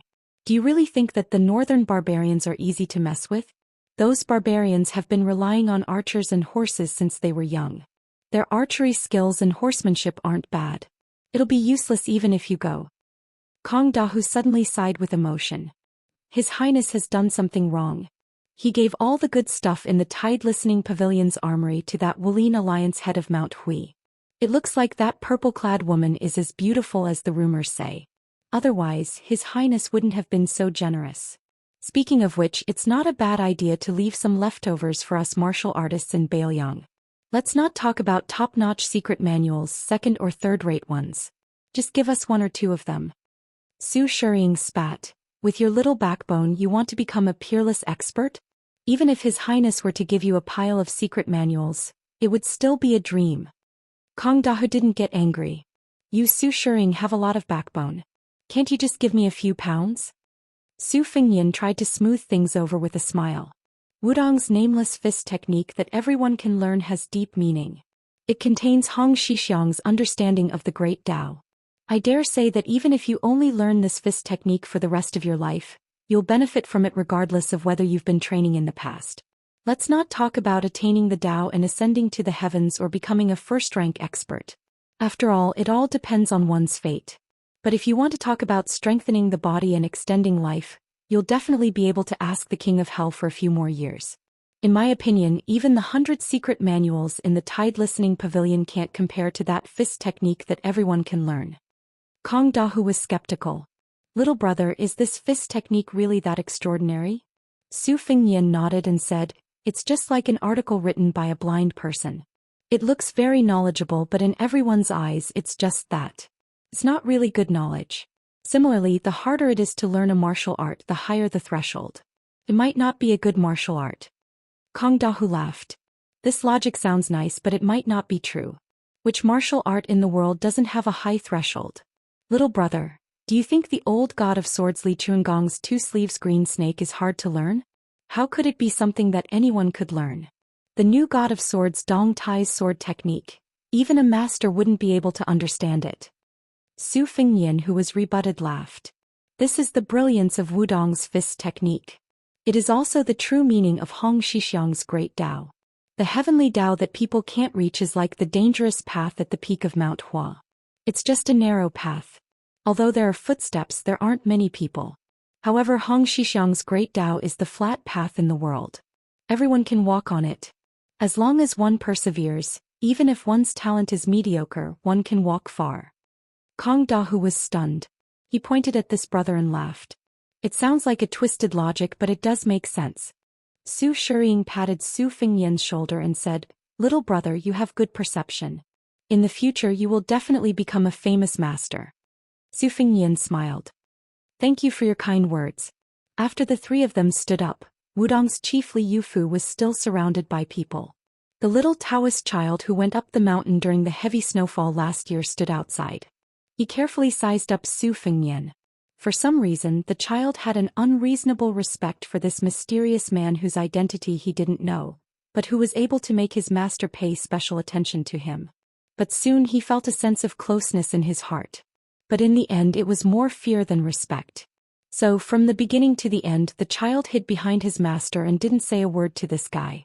Just when Su Fengyan and the little Taoist child Yufu's eyes met and the latter quickly turned his head, a handsome young man dressed in brocade clothes and marten fur crept up to Su Fengyan. He didn't dare to move forward 5 or 6 steps away. His fists were clenched and his palms were sweaty. Behind him was a group of disreputable friends who had nothing better to do and came to Wudong Mountain to admire the scenery and the moon. They didn't care about the chief of Wudong or the fist skills. But now, the officialdom of the old 3 provinces in Bailiang, as well as the descendants of the officialdom, had a completely different impression of a certain person. Especially after the young people who had competed with that person to see who was more prodigal back then added fuel to the fire. They had reached a consensus that the most manly thing in the world was a prodigal son who had turned over a new leaf. After the young man with a look of disbelief stopped, he timidly said tentatively, "I'm Lu Yukuan. My father is Lu Gongqi, the county chief of Danyang County in Lingzhou." Su Fengyan smiled. "Your elder brother is Lu Yushan, the cavalry captain of the Dragon Elephant Cavalry?" At that time he followed the Long Xiang army straight into the enemy's territory and beheaded 12 people? Lu Yukuan, who was the most domineering in the eyes of his companions, suddenly had tears in his eyes and trembled all over, as if he had been struck by lightning. Eldest young Master Lu was about to kneel down, but when he saw the man in front of him gently shake his head, he immediately straightened his knees that had already bent a little, not knowing what to do. Last year, in the farce of the officialdom in Lingzhou, many meritorious generals were forced to take off their armor in front of the public by a young man with the title of Lingzhou General, revealing scars all over their bodies. Lu Yukun was there to watch from a distance. At first he did not feel that the scene was very shocking. But later he saw his elder brother who had returned from the border. His elder brother, who had always looked down on him, almost broke off relations with his father and the whole family because his father, who was a civil official, made a few sarcastic complaints at the dinner table. Later he drank wine with his younger brother for the first time and talked intermittently about the war on the border. He talked about how his fellow soldiers died in battle calmly. Only then did Lu Yukuan begin to understand the heavy significance. So Lu Yukuan climbed Mount Wudong in the cold spring. He just wanted to know how the new Prince Liang practiced martial arts. Su Fengyan did not want to reveal his identity here, so he stopped chatting with Lu Yukuan. Then he said goodbye to Kong Dahu and Su Shiying, gave Li Yufu a look and walked to the hut with Lu Qingyan. After he left, Kong Dahu and Su Shiying looked at each other. How did this guy get involved with the dignified satrap's son? Looking at the situation, he was at least a figure with a family background of the same level. How could he be patient enough to talk to the two of them for a long time? The corner of Su Shiying's mouth twitched. At that time he had pretended to pat that guy on the shoulder for fear that these aristocratic sons who liked to hide knives behind smiles would turn around and attack him. He hoped that he would not be put in a sack and sink into the elephant washing pool before he could figure out a master. Lu Yukuan had the courage to observe for a long time. When he saw the king of Bailiang squatting and chatting with the two poor martial artists for a long time, he hurried forward and made a toast. He took the initiative to get close to them and said, "Brothers, I am Lu Yukuan from Lingzhou. It is fate that we met. I have wine, the most authentic green ant wine. Why don't the 3 of us drink it together?" Kong Dahu asked stupidly, "Young master, you don't charge, do you?" Lu Yukuan smiled helplessly and said, "You are slapping my face, aren't you?" Kong Dahu and Su Shiying went to Lu Yukuan's luxurious silk tent in a daze and drank the boiling hot green ant wine. Around them, A group of playboys in bright clothes were looking at them with admiration, and the eyes of the few young and beautiful heroines were even brighter. When the two finally learned the man's identity, they were dumbfounded. In the 4th year of Xiangfu, Zhou Xian, a cavalryman from Liangzhou, died at the border after his brother, who was a crossbowman. In the 6th year of Xiangfu, Kong Dahu, a foot soldier from Yuzhou, died in Beimang's Aquarius prefecture. The two of them smiled before they died and died without regrets. Chapter 1345. On the way to Little Lotus Peak from the thatched cottage, Su Fengnian and Lu Qingyan unexpectedly met the old and young of the Yan family again. This kind of fate made the old family head Yan Song feel quite marvelous. In their conversation, some of the misgivings of a shallow friendship lessened. If Yan Song's post in Liyang before the destruction of the Great Chu was added, the old man could be said to have been a seasoned official. He had seen the 4 reigning emperors of the Great Chu and Liyang imperial courts. In fact, he had seen the new Emperor Zhou Xian of Liyang a long time ago. However, when Yan Song was the assistant minister of the Ministry of Rites, Zhou Xian was still a young 4th prince who was not outstanding in any aspect. When he saw the old man who often went to the diligent room to teach, he also had to bow like a student. Yan Song's eyes were shrewd and ruthless. Naturally, he would not consider Su Fengnian to be an ordinary Bailiang pilgrim. Later, when Wudong sect leader Li Yufu received him, it confirmed the old man's opinion. It's just that both sides were well aware that there was no need to put it on the table too openly. As for which Bailiang's descendant this young man was, Yan Song, who had already seen the highest point of the Liang temple, had nothing to do with Bailiang, so there was no need to fuss over it. As the two people climbed the mountain, they unconsciously talked about the blue-eyed grand secretary. Regarding Zhang Julu, Yan Song, who was standing in the opposing camp, felt regret. He said that Zhang Julu was still half a step away from becoming a saint. He had achieved the goal of helping the world, but unfortunately he was not able to protect himself. Deeply worried, Yan Song said, "Vassal kings, foreign relatives, eunuchs, military officers, civil officials. These 5 types of people, if they do not stand upright, are the most likely to cause chaos in the world. Our dynasty's empress is virtuous and virtuous. The foreign relatives have never been able to make a name for themselves, which is the world's greatest blessing." The eunuchs were led by Han Xingxian, Song Tonglu, 2 heads of the Directorate of Rites. There's nothing to say about their character, but they were all loyal to the Zhao family's Son of Heaven. They were also very cautious in matters of authority. Our dynasty's eunuchs scrupulously abide by their duties, so there's no need to worry about eunuchs interfering in politics. With the assistance of Zhang Julu, the late emperor did his utmost to weaken the feudal vassals, quietly suppressing military force, combining hardness and gentleness. It was quite effective. The new king of Jinggan, Zhao Sun, is also devoted to the country. The king of Guangling, Zhao Yi, has no ambition. Your Bailiang is restrained by Beimang. Even if you want to, you are powerless. Then there is only the king of Yanqi, Zhao Bing, who has elite troops and is good at hiding his strength. There is no big enemy in Nanjiang, so Zhao Bing can slowly accumulate power. You must be a big problem for our dynasty. Then Yan Song said self-deprecatingly, "As for us civil officials, scholars can't rebel for 10 years. The emperor is the easiest to get rid of. The grand tutor has always been the highest pursuit of a scholar. Even if you can't become a grand tutor, there are so many 2nd and 3rd rank officials that you can be. As for posthumous titles, other than Wenjing, there are a lot of other titles that can be taken into the coffin. Taking a step back, being an official is not promising, but you can still leave your name in history. That's why I say that we civil officials are the most ambitious, but also the least promising." But Yan Song suddenly paused. With a solemn expression, he said in a low voice, "With Zhang Julu as a role model for all scholars in the world for 20 years, it's different." Su Fengnian smiled and said, "That Jin San Lang who rose to the top, said something that poked through the window paper. It was Zhang Julu who taught him that the people are important and the monarch is not. It was also because of this that Jean Lanting submitted to the new emperor that the late emperor decided to kill the grand secretary." Yan Song said bitterly, "That little bastard, he's not a son. He's not a subject. Tantanon hit him well." Su Fengnian seemed to dismiss it with a smile, but Lu Qingyan intuitively sensed that he was revealing a trace of murderous intent. Yan Song sighed and said, "Almost all of the civil and noble officials of Spring Eternal Hui's Xiu Qi and Ji Ping are excellent. There are no big problems to be found. However, after following Zhang Julu for so many years, once they lose the breadth of mind of the Grand Secretary, there will be a result of going too far is as bad as not going far enough. The more peaceful the world is, the easier it is for the competition between gentlemen to degenerate into a competition between personal feelings. This old man has many students, and the number of his favorite students can be counted with 2 hands.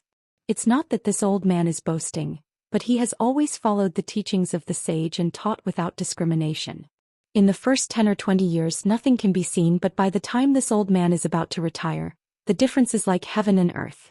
Regardless of whether they are from aristocratic families or from poor families, they can all be considered capable officials and have good governance. However, except for a few students who have managed to start and finish well, the rest more or less have some corruption. However, those with good family backgrounds have a much better table manners. Those who suddenly become powerful are unsightly. This old man was also puzzled. Later on, after thinking about it, it was one of the poor students who revealed the secret. They are afraid of being poor, and they are also afraid of being poor.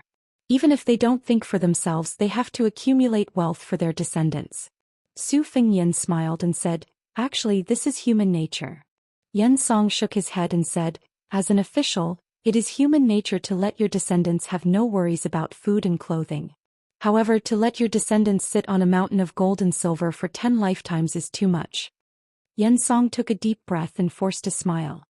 Perhaps this is only this old man's view of the big picture. Yen Song said bitterly, 2 years ago, there was a student who this old man hoped would one day become an important minister in the palace. He was almost 50 years old. After the scandal was exposed, he knelt outside this old man's study for several hours. This old man wanted him to die, but when he thought of that young face and that pair of clear and clean eyes when he asked me for advice, this old man couldn't be ruthless. In the end, he just let him lose his official position. I heard that now that the new emperor has ascended the throne, his thoughts are active again. He wantonly operates in the capital trying to recover. You have to know that the target of his extravagant spending just so happened to be the clan members and nobles that he thought were the rats and worms of the country back then. I still remember that this old man had tried to console him back then. Su Fengyan asked, "Did he succeed?"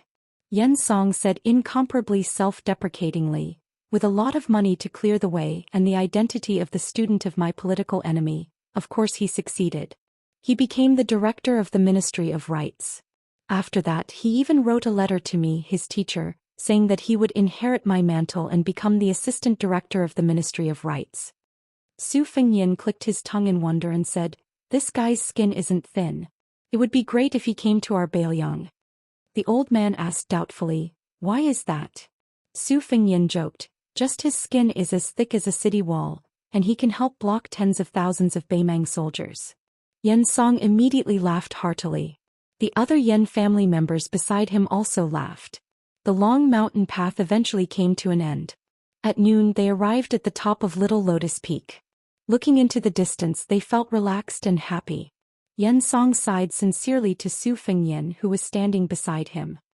To tell you the truth, this old man came to Baoyang because someone invited this old man. He happened to be one of Baoyang's students. He said that Baoyang was a good place for people to vent their frustrations. This old man didn't believe him, but that guy wrote 8 letters in one go. This old man was so annoyed that he thought that it would be good to visit the northwestern frontier fortress before he died. He wrote a lifetime's worth of feminine and graceful poems. Who knows, maybe when he's about to die, he'll be able to write 1 or 2 frontier fortress poems that will be handed down for generations. The old man's grandson stood up for him and said, "Grandpa's poems are wonderful." The late emperor praised them endlessly. Even Huang Longshi, one of the top 3 in the spring and autumn period, admired them. What's so feminine about them? The old man, who was in an extremely good mood, laughed and retorted, "Nonsense. What admiration? Don't flatter this old man." Huang Longshi only commented that it was weak and passable. Although he retorted, it was clear that the old man was somewhat proud of this harsh comment that sounded more positive than negative. Su Fengyan smiled and said, "It's not easy to make Huang Sanjia, who never praises people, say that." The old man narrowed his eyes and stroked his beard. "That's right. This old man can only accept such words from an outsider like young Master Su. What's the point of flattering his own grandson? Lu Qingyan smiled knowingly. This old man was also a wonderful person. Chapter 1346. Lu Qingyan hesitated for a moment and said, "You said that Bailiang is powerless among the vassals, but I don't agree." Yen Song turned his head. Oh. Unexpectedly, Lu Qingyan only said something that did not seem to make sense. She asked, "I think that as long as the general is here, the world will not be in chaos. Bailiang will not dare to go south, West Chu will not dare to send troops, and Nanjiang will continue to be dormant. What do you think?" Yen Song was silent for a long time. Yen Song, who seemed to be absent-minded, sighed softly and nodded. "I see. This old man understands." Lu Qingyan quickly said, "I don't dare." The old man looked away with a complicated expression and looked at Su Fengnian. "If I remember correctly, you once said in Tai and City that you would do something for the people of the Central Plains?" Su Fengnian asked, "How did you guess?" Yen Song said calmly, "For a woman to have such knowledge, she must be the daughter of a big family. She also has a Qingzhou accent. Coincidentally, I have worked with Lu Feiqi, who is the backbone of the Green Party in the imperial court for many years. Then her identity and your identity will naturally come to light." The old man snorted and turned to leave. Most of the Yen disciples did not know why their ancestor's face suddenly turned from sunny to gloomy. They just followed him down the mountain uneasily. They thought that the trip to Wudong Mountain was a trip with high spirits but ended with disappointment. Lu Qingyan said apologetically, "It's my fault for drawing legs on a snake." Su Fengnian touched her cheek and said softly, "Don't worry. The teacher of our Bailiang's dean has already prepared to stay in Bailiang." Lu Qingyan smiled. A pillar of the country who is not a cabinet minister but better than a cabinet minister betrayed the Central Plains and went to Bailiang. This is not good news for the Liang imperial court. Su Fengnian nodded. Yen Song is ending his career for the scholars. Lu Qingyan blinked. Song Dongming is very smart. Su Fengnian reached out and tapped her forehead. "Not as smart as you." Lu Qingyan smiled. Su Fengnian explained, "I didn't just accompany you to the mountain to burn incense and pray for blessings. This is my blessed land. To be precise, this is a part of my territory.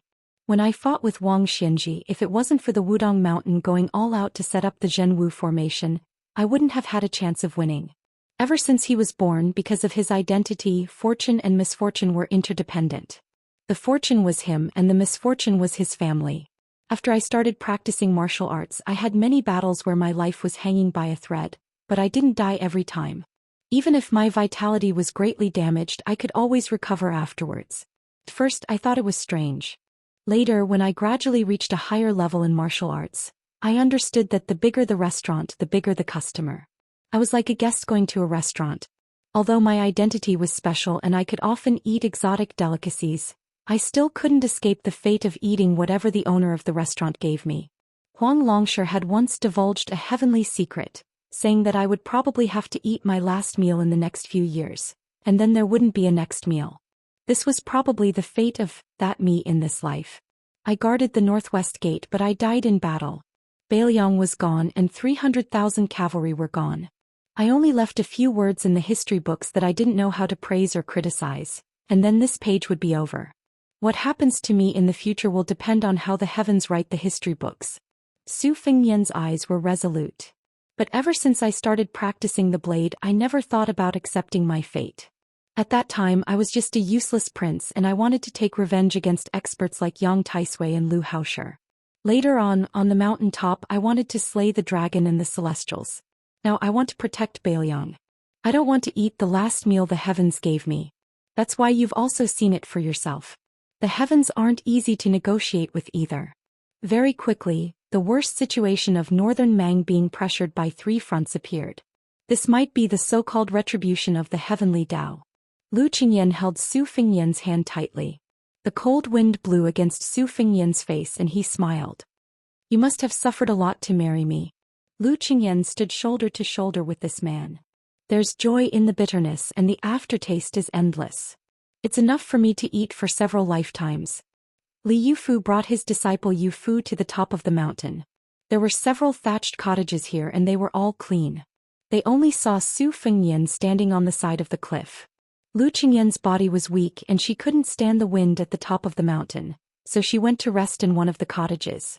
Li Yufu walked to Su Fengyan's side, but the little Taoist boy didn't dare to come closer. He stayed a few feet away from the two. Su Fengyan whispered, "Is it easy?" Li Yufu looked back at his disciple and smiled. "It's more troublesome than I thought. This child is stubborn and likes to get to the bottom of things. A few days ago I helped an old man who came to the mountain to burn incense. It was a bad lot and his grandson was going to die at the border. This disciple complained about what I did at that time, and was angry with me for several days." Su Fengyan curiously asked, "How did you do it?" Li Yufu replied, "I didn't tell the old man the truth. I only said that it was a good lot and it's half a blessing and half a curse. It depends on fate." Su Fengyan asked, "What did the child complain about?" Li Yufu said helplessly, "He complained that I shouldn't have lied, or I should have been a good person to the end and changed the lot for the old man's grandson." Su Fengyan thought about it and didn't say anything. He wasn't the little Taoist boy Yufu, so he naturally knew the complexity of the matter. He sighed. It seems that the old chief Wang Zhonglo must have suffered a lot when he had such a little junior brother. Li Yufu smiled but didn't say anything. Su Fengyan whispered, "I've squandered most of the aura of Mount Wudong. I'm sorry." Li Yufu shook his head and said, "Since ancient times mountains and rivers have spirits." Su Fengyan asked, "Aren't there immortals who are spirits?" Li Yufu smiled and said, "Huang Longshi said that there were immortals in the world and then there were no more immortals around. The more people know about it, the more they value chivalry. At that time chivalry will become the backbone of Jianghu and the world. In my opinion, immortal cultivation is too difficult. It's far away but it's easy to be human. If a difficult thing can't be done, everyone has an excuse. If an easy thing can't be done, it's hard to find an excuse for yourself." Su Fengyan said, "I may not climb the mountain in the future." Li Yufu whispered, "I will go down the mountain often." Su Fengyan smiled and said, "In the future that child should be beaten. Who told him to kidnap my sister without telling me in his last life? He still owes me." Li Yufu smiled and didn't say anything. Su Fengyan didn't rush down the mountain. Instead he stayed at the top of Small Lotus Peak. Lu Qingyan sat with him at the turtle-carrying tablet for a while and then went to sleep. When she woke up the next day she didn't know if she had a dream. She seemed to have seen a scene in a daze last night, but she couldn't be sure. After she opened her eyes she saw Su Fengyan sitting by the bed. The latter smiled warmly but didn't give an answer. That night, a father and son stood side by side. The old man folded his hands in his sleeves and his back was slightly hunched. The old man looked at the territory of Baoyang. The young man smiled and said, "Father, I just know that without you, there are no tigers in the mountains." The old man just gave an irrelevant answer. "If you can't bear it, don't force it. I only said half a sentence before. There's no reason that no son can't die. The second half is true, but there's also no reason that no son must die." Su Fengyan shook his head and said, "I'm the king of Baoyang. I'm not guarding the country for the emperor of Zhao, nor am I guarding the northwest for the people of the central plains. Father, you also said that where mother was in the past was where Su Zhao's home was. Later where our children were was where your home was. So to me, Su Fengyan, where my parents' graves are, is where my home is. I'm afraid of death, but if there's a day when I die, I'm not afraid of dying in Baoyang." The old man pointed to the distance and laughed loudly. "This is a great place. I, Su Xiao, led the cavalry under my command and trampled all over the 9 countries of spring and autumn. Xiaoyan, will you go to Beimeng for me one last time?" Su Fengyan nodded and said, "Okay." Chapter 1347. On the Lantern Festival of the second year of Xiangfu, Baoyang Province, Chongqing City, the provincial city of Yuzhou. The lanterns were lit and the fireworks were dazzling. Among them was a middle-aged man in a Confucian robe who was enjoying the scenery with his family. Although he was not eye-catching in the officialdom of Yuzhou Province, he was only a secondary Class 5 civil official. There were so many generals in Yuzhou Province. Tang Wenjin was just an assistant official from a poor family. His superior official Hong Xinjia was able to enter the field of vision of the central government of Liang Province, especially the Ministry of War, because of Gu Jiantong's favor. However, perhaps not many people in Yuzhou Province had heard of Tang Wenjin's name. Nevertheless, Tang Wenjin's significance to Yuzhou Province, especially the military significance of the frontier line, could not be underestimated. Tang Wenjin had made a great contribution to the Wutong system, which was said to be capable of killing 160,000 northern barbarians. It was Tang Wenjin who had followed Hong Xianxia step by step across the gourd mouth and participated in the whole process, from the drawing of the geomancy map, the selection of the Wutong system, and the excavation of the ground. It could even be said that Tang Wenjin had the most meticulous and perfect military map in his mind. Once the war broke out in Yuzhou province, if Hong Xianxia and Tang Wenjin were not at the gourd mouth, the effect of the Wutong system would be greatly reduced. Being exposed to the wind and the sun all year round, this civil official who had a good reputation had a dark complexion. His beautiful and fair-skinned wife, who was from Yanji County, made Tang Wenjin look like a big piece of charcoal. This time, Tang Wenjin returned to Chongqing City from the border to report the detailed military situation to the general of Yuzhou, Huang Fucheng. The reason why he enjoyed the lanterns with his wife and son on the Lantern Festival was not because he was bored, but because Tang Wenjin felt that if he missed this family reunion he would be separated forever. Although Tang Wenjin was a civil official, most of the civil officials in Beiliang could ride and shoot the enemy. Since ancient times, Yanji County had been rich in beauties. In the unofficial history, there was a saying that the common people still took delight in talking about. It was precisely because of a foxy woman from Yanji County that caused the great Qin dynasty to perish for 2 generations. Therefore, the people of Beiliang had a humorous saying: if you marry a wife, you should marry a daughter from a rich family in Lingzhou, and if you marry a concubine, you should marry an aunt from Yanji County. Tang Wenjin married a woman from Yanji County, but he did not take any concubines. For many years they lived in harmony. The only flaw was that they gave birth to 2 daughters, but they did not have a son. However, Tang Wenjin did not feel any regret. He doted on his 2 daughters very much. On the other hand, his wife always felt that she had let down the Tang family. Tang Wenjin often joked and comforted her, saying that the Wubao beacons at the mouth of the gourd were his sons. If it was not easy for parents to raise their children with a handful of shit and a handful of urine, then Tang Wenjin, who was in charge of trivial matters, could indeed be called the biological parents at the mouth of the gourd. Tang Wenjin had some solid martial arts skills, so it would not be difficult for her to kill 3 or 4 northern barbarians. Moreover, it would only be meaningful if there were many skills in the army that could be used in a battle formation. Naturally, it would not be enough to deal with the top experts of the Jianghu. Tang Wenjin was a scholar in her bones, and she had never planned to play catch and kill with any experts in this life. Therefore, Tang Wenjin did not know that in the crowded crowd, there were no less than 10 pairs of eyes paying attention to him. Those gazes were all like dragonflies skimming the surface of the water. They were experienced and were not even enough to make Tang Wenjin have some kind of intuition. At most, he only misunderstood them as lechers who were drooling over the wife beside him. Tang Wenjin and his wife each held the small hands of their daughters. It was inevitable that he was a little absent-minded because his mind was on the mouth of the gourd. He was thinking about which Wu castle needed to be strengthened, which beacon needed more manpower, which post road and which pass needed to be assigned scouts. In the army of Beiliang, young civil officials such as Hong Xianxia and Tang Wenjin, as well as the new Honglu general Zhou Xian, were forcibly classified into the Qin faction. Besides being in their prime years, these border officials were more or less influenced by the former governor of Beiliang, Qin Zhibao. They believed that details would determine the war situation. Therefore, they had a lot of differences with the veteran generals such as Yan Wenluan and Qin Yunchui. When the king of Beiliang changed, many people were afraid that they would be suppressed and purged. Thankfully, Su Fengyan did not touch the bottom line of these hardcore people after he took the throne. On the contrary, many of these hardcore people were promoted more or less. Undoubtedly, Zhou Xian, the #1 troublemaker in Yuzhou province, was a typical example.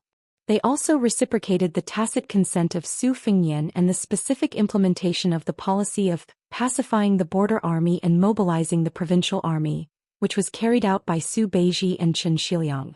Tang Wenjin had no impression of the king of Beiliang. He did not admire or dislike him. As long as he did not come to the defense line at the mouth of the gourd, Tang Wenjin would continue to work for him without complaint. Tang Wenjin suddenly smiled and felt a little proud. It was true that the mouth of the gourd had consumed a huge amount of Beiliang's provisions, but he and General Hong were using those stones to exchange for the lives of the Beiliang barbarians. It was a good deal for Beiliang. The late emperor of Liang, Zhao Dun, was an open-minded ruler. Although he and the empress lived a simple life, they did not forbid women from wearing makeup. Bailiang was far away from the emperor, so they did not know what it meant to overstep their authority. Although the people were poor, their families were not poor. Every festive season, rich and powerful women would compete with each other for beauty. As long as they had money and dared to wear it, they would not be restrained even if they wore phoenix coronets and robes. At this time in the crowd, there was a young woman who imitated the heavenly treasure makeup style of the old southern Tang imperial women. She had a graceful figure and a personal maidservant who combed her hair into a bun. One of the two women was plump and the other was slender. They complemented each other very well and were very eye-catching. Many idlers who liked to wait for an opportunity to take advantage of them swarmed over. In order to block the disaster for her mistress, the maidservant had already dropped several of the exquisite little combs made of gold, silver, and jade. However, it was still impossible to guard against them. The young woman's delicate buttocks still could not escape from the disaster. She was gently patted by a nimble skinny monkey with a mouth full of yellow teeth. Obviously he was a veteran. The young woman was so frightened that her face turned pale and she hurriedly ran away. This scene happened to fall into the eyes of Tang Wenjin's wife. In addition to sympathy and annoyance, she also had a hint of jealousy and ridicule. She whispered to her husband, "Wearing such gaudy clothes and without the protection of a strong servant, isn't she just attracting bees and butterflies? Who's to blame?" Tang Wenjin did not care about these trivial matters. He nodded carelessly and had no intention of being a hero and saving the beauty. Cold women's temperaments were mostly unyielding and valiant. They were not inferior to men. Don't be fooled by their appearance of being gentle and timid. If they were really angry, they would definitely roll up their sleeves and fight fiercely, scratching other people's faces until they bled. Wasn't the wife next to Tang Wenjin the same one who, after marrying from a small place in Yanji County to the provincial capital, rewarded the prodigal with a ruthless kick to the groin when she participated in the lantern market for the first time? Not far away, a tall old man with a felt hat on his head threw a string of copper coins as a reward to the dwarf who was performing a fire-spitting performance. At the same time, in the sea of people, there was a traveling monk who was becoming more and more common in Bailiang. He carried a bamboo rack with scriptures on his back. There was a young couple dressed in coarse linen. They were buying a stick of candied haws for their child from the man selling them. In the northeast corner of the downtown, there was a prosperous Dongfu temple. From the top of the bell tower one could overlook half of the market. There were young masters and beautiful women in luxurious clothes talking and laughing. There were poor scholars scratching their ears and cheeks, trying to recite something. There were old men in their twilight years muttering to themselves. In the corridor outside the attic, a short Daoist holding a horsetail fly whisk glanced at the scenery where Tang Wenjin was standing. Then he took out a small booklet from his chest and dipped his finger in his saliva. He opened the booklet and saw the name Tang Wenjin in the light that was almost as bright as day. He chuckled softly and said, "Wenjin, what a great name. I heard that in the imperial court of the Central Plains, only a rare court official could receive such a title after death. Boy, you should take it easy in your next life." Just as the Daoist finished his soliloquy, a series of imperceptible changes took place in the downtown area. The girl from the heavenly treasure makeup who was molested by the skinny monkey lowered her head and ran a few steps away from Tang Wenjin.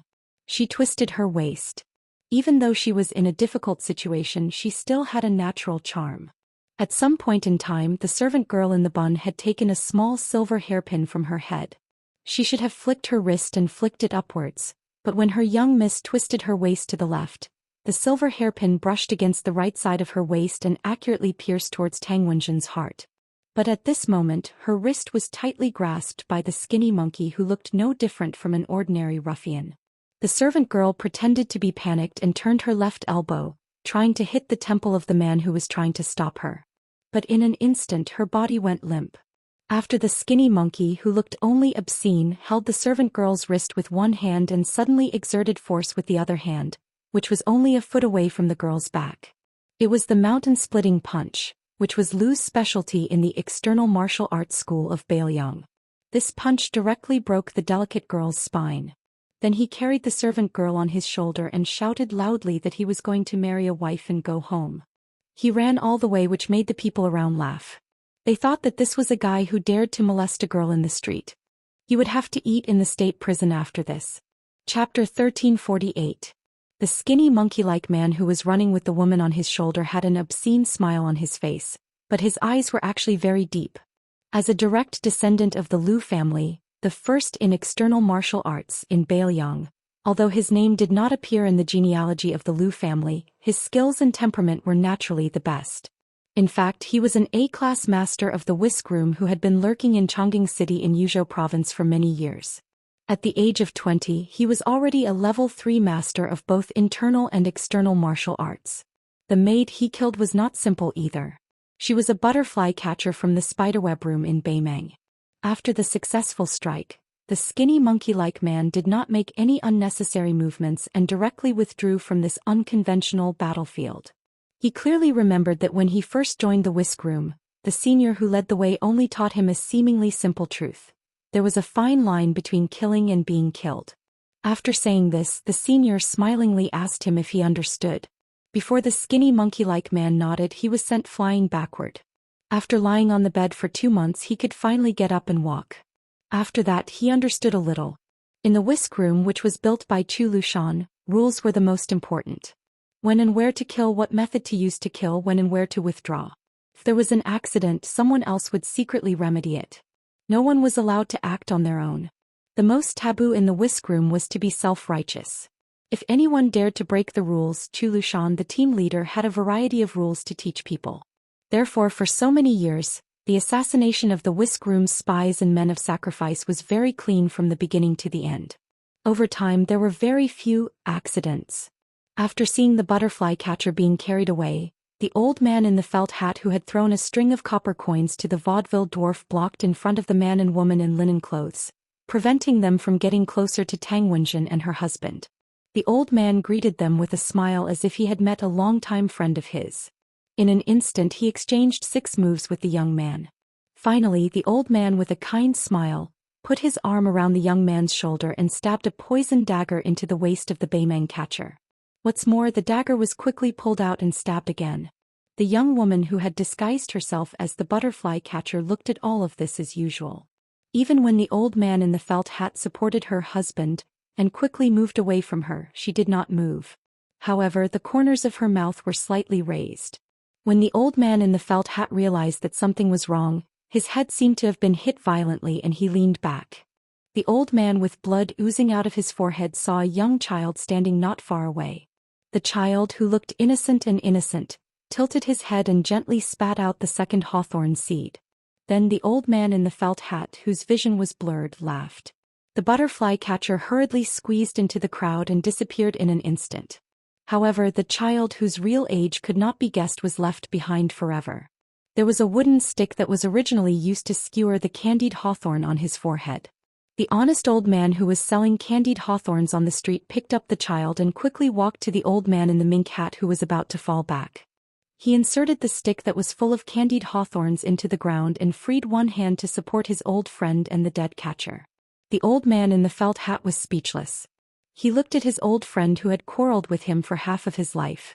His lips trembled, but he could not say anything. The latter's eyes were red. He first wiped the blood on his old friend's forehead and then pulled his old friend's felt hat to cover his forehead. He said softly and hoarsely, "Lao Rong, when the Qingming festival comes back, I'll definitely bring you a pot of good wine that Master Chu gave me last year. Don't worry."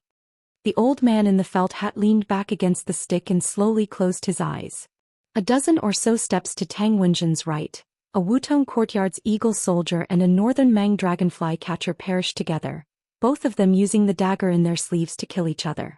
The two of them sat side by side on the ground, as if they were good brothers who held each other's arms after getting drunk. The young woman in the makeup that day was indifferent to the changes around her. Her only target was Tang Wenjin. The spider web that Li Mibi painstakingly managed had a pair of cocoons, 6 pole lifters, 300 catchers and 80 butterfly catchers. She was the best among the butterfly catchers. She even had the chance to become the first female pole lift in Beimeng. The premise was that she had to kill Tang Wenjin tonight. The 16 Yuzhou officials that she had killed before could not be compared to Tang Wenjin. Therefore, the death of those butterfly catchers was worth it. One step. She was only one step away from Tang Wenjin, who was still in the dark. Suddenly, the inconspicuous young woman beside Tang Wenjin bumped into her arms. In the corridor outside the clock tower, a burly young man with a sword appeared beside the short Daoist. He leaned his body and put his elbow on the railing. He narrowed his eyes and watched the hidden battle in the downtown area. He curled his lips and said, "What a waste of effort." The old Daoist withdrew his gaze. He seemed to be unwilling, but he still put away the booklet. He put the fly whisk on his arm and said flatly in the Liang official language, "If you want to blame someone, blame your spider web for the wrong information. You couldn't even find out that Tang Wenjin's wife was a spy for Bailiang." The young man with a sword had a much more pleasant Liang accent. He sounded exactly like a Central Plains person. He said casually, "I'm just a pole lift who does the dirty work. I'm not an immortal. To be honest, you, the great immortal of the Daoist sect, are the ones who are called immortals." The old Taoist did not get angry. There were 135 targets in the booklet. So far, only 37 people have been killed. Not to mention the Jianghu men of sacrifice of our dynasty and the scouts and riders of Bailiang. 1 pole lift, 12 butterfly catchers, and 31 catchers have died in your spider web. Isn't the loss outweighed the gain? The pole lift of Baimang did not speak. The great immortal of the Daoist sect frowned. "We don't have any backup for this trip to Chongqing City. Do you want to join hands with me to kill the heavily guarded Yuzhou General Huang Fujin?" The young swordsman with old age spots on the back of his hands sneered. "Apart from you, Tui Wazi of the Daoist sect who came with me to watch the show, the Yin Yang face in the princess's tomb, the great music house of the chess and sword music school, and the 2 on the Devil's Master ranking didn't show up. Aren't you curious where they are? Why did the 5 of you only make a few moves along the way? It's not like Bailiang didn't send anyone to guard the front line of the Calabash Cave. Half of the Tide Listening Pavilion's experts are hiding there, waiting for an opportunity." The immortals of the Daoist sect were good at cultivation, but they were not enlightened when it came to these dirty tricks. Tui Wazi was famous outside the Daoist sect, but his reputation in the sect was average. His talent was average. Not to mention the immortal Yuan Qingshan, who had already attained Dao and ascended. He could not even be compared to the senior brother who had been sleeping in a small building in Xijing with the flood dragon in the vat for 20 years. However, the Empress had assigned tasks to all the major sects, so the Daoist sect had no choice but to push him, the great immortal of the Daoist sect. Tui Wazi also knew his own limits. Even though this spiderweb lifting pole beside him had not reached the Finger Xian realm, and he was not even sure if he had reached the Vajra realm, but if the 2 of them were to really go all out in a fight, the one to die would definitely be him, a genuine Daoist Finger Xian expert. Therefore, among the 5 first-pin experts of Jianghu, the other 4 obviously looked down on Tui Wazi. He had no choice but to be an accountant. The old immortal asked tentatively, "Could it be that State Preceptor Li was targeting Huang Fujin from the beginning?" The old man quickly added, "Or the more prestigious Yuzhou provincial governor Hu Kuei in the Bailiang frontier army." The spiderweb bandit, who was skilled in disguise, could not help but roll his eyes. Playing the lute to a cow. Chapter 1349. Tui Wazi clenched the handle of the fly brush and said gloomily, "I respect Master Li, not you. Don't push your luck." However, the sword did not pay any attention to this virtuous and respected enlightened master of law. Instead, it turned around and stared fixedly at a weak and delicate woman who had previously accompanied a certain silk-clothed young master in a show of cultured elegance. In the general's mansion in Yuzhou, Huang Fujin, dressed in official robes, sat on a red sandalwood chair. In the hall stood an old swordsman who was resting with his eyes closed. He was carrying a heavy sword case. He was the master of the profound finger technique Mi Fingjie, who had been recruited by the king of Bailiang himself. Compared to Tui Wazi, who practiced the profound finger technique on the bell tower, Michigan Fingjie's profound finger technique was based on the sword. Huang Fujin knocked on the table with one hand and held a teacup lid with the other. He gently fanned the steam rising from the tea in the cup. This powerful general had a mixed reputation in Bailiang, but no one could deny that he was the king of Bailiang's favorite. In Yuzhou, he was probably the only one who could bear the title of trusted subordinate. Huang Fujin could drink, but he did not like to drink. When he drank tea, he only drank strong tea that was so bitter that it made one's mouth feel bitter. Huang Fujin was silent. According to the intelligence reports from Wutong'an and Fushui, Baimang's network and Jianghu forces had infiltrated the hinterland of Yuzhou. Although they had spread out in all directions in the beginning, the Eagle Guard and Peregrine Falcons in the dark and the local garrisons on the surface had been exhausted and suffered heavy casualties. Later on, these desperados had chosen a central route to the south. Then, under the cover of large-scale assassinations on the left and right, they had gone straight to Yuzhou's capital, Chongqing City. The target of the assassination was obvious. It was either him, the general of Yuzhou, or Governor Hu Kuei. In Chongqing City, in addition to Mi Fingjie, who had a hidden identity, there were also many second-level supreme power masters in Governor Hu's mansion to protect Hu Kuei. There was also that crazy woman Fan Shaochai who was hiding in the city. It seemed reasonable for Bei Mang to attack Chongqing City, which was heavily guarded but had plenty of bait. After all, the life and death of Huang Fujin and Hu Kuei could affect the situation in Yuzhou province. Huang Fushi suddenly covered the teacup and said in a low voice, "That's not right." At the same time, on the outside corridor of the clock tower, Bei Mang, who realized that his identity had been exposed, lifted the pole and jumped without hesitation, leaving the Immortal of Morality sect to deal with the dangerous woman who had hidden herself deeply.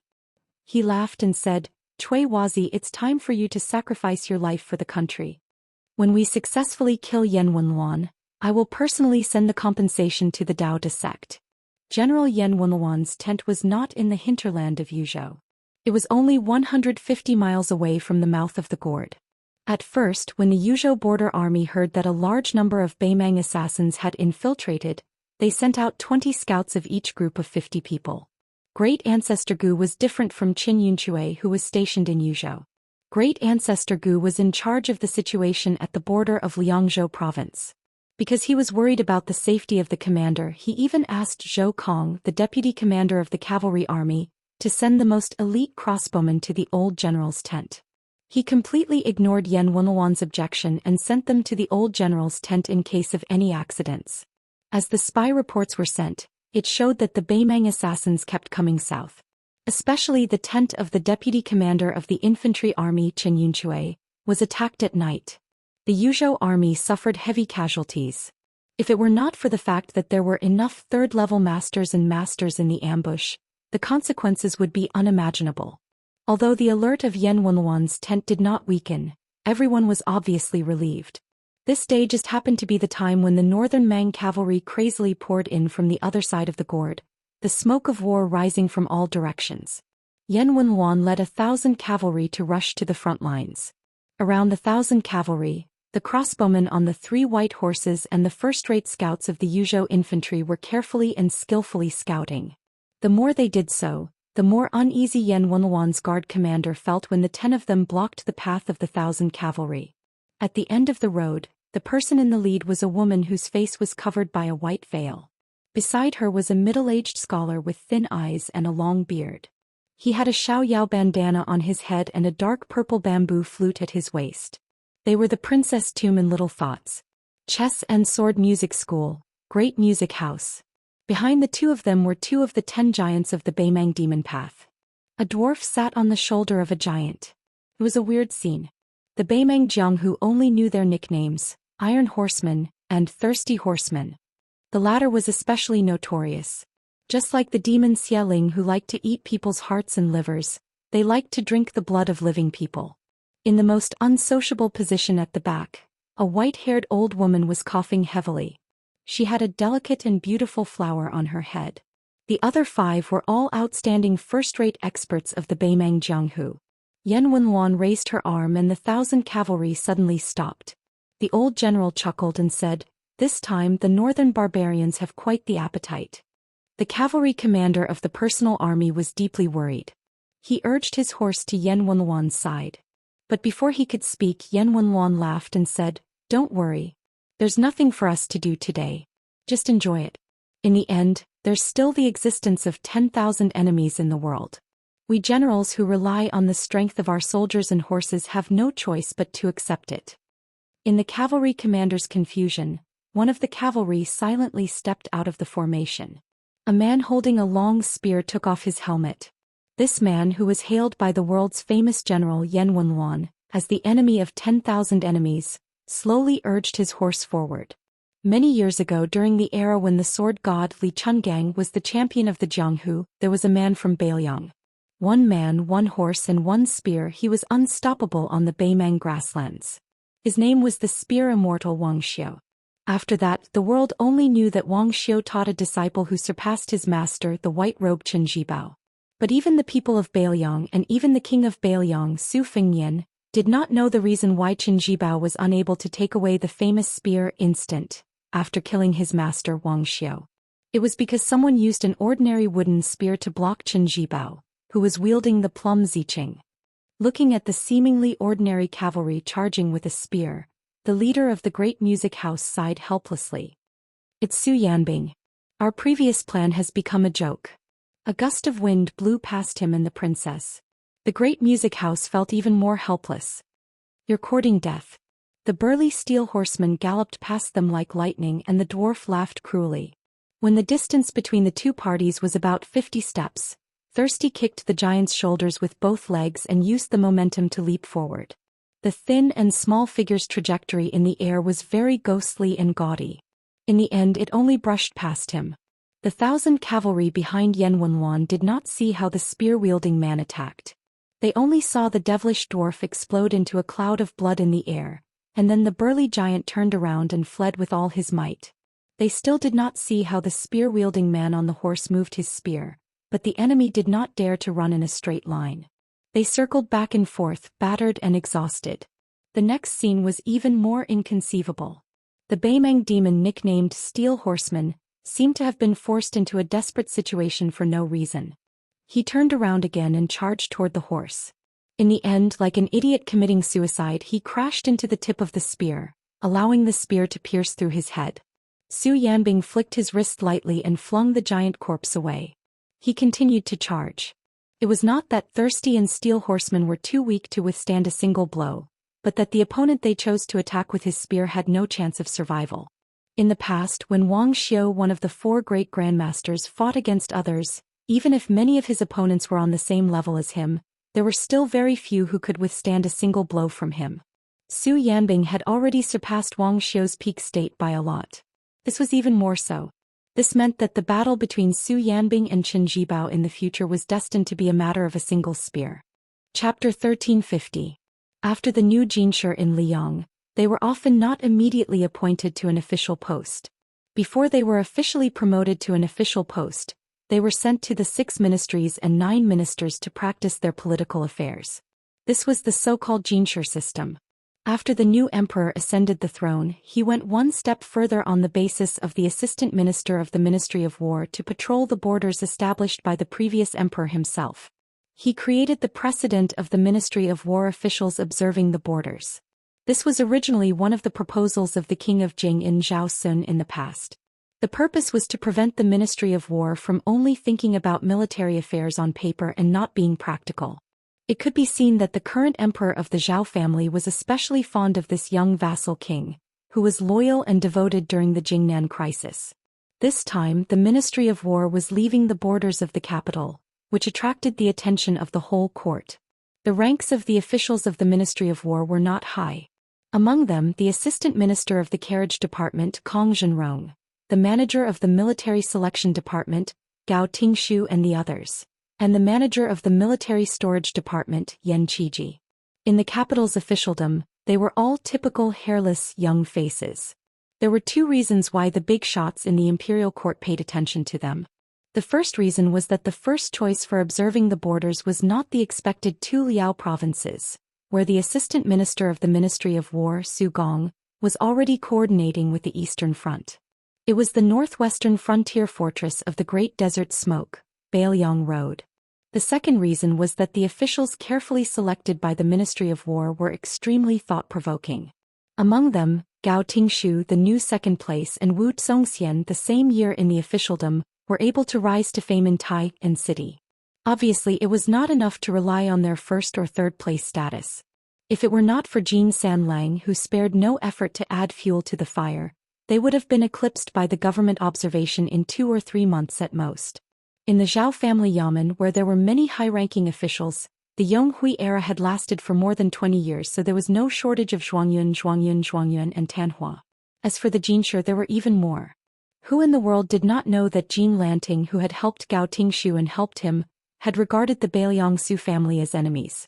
In addition, Yan Qiji and Kong Zhenrong's accompanying patrol was even more interesting.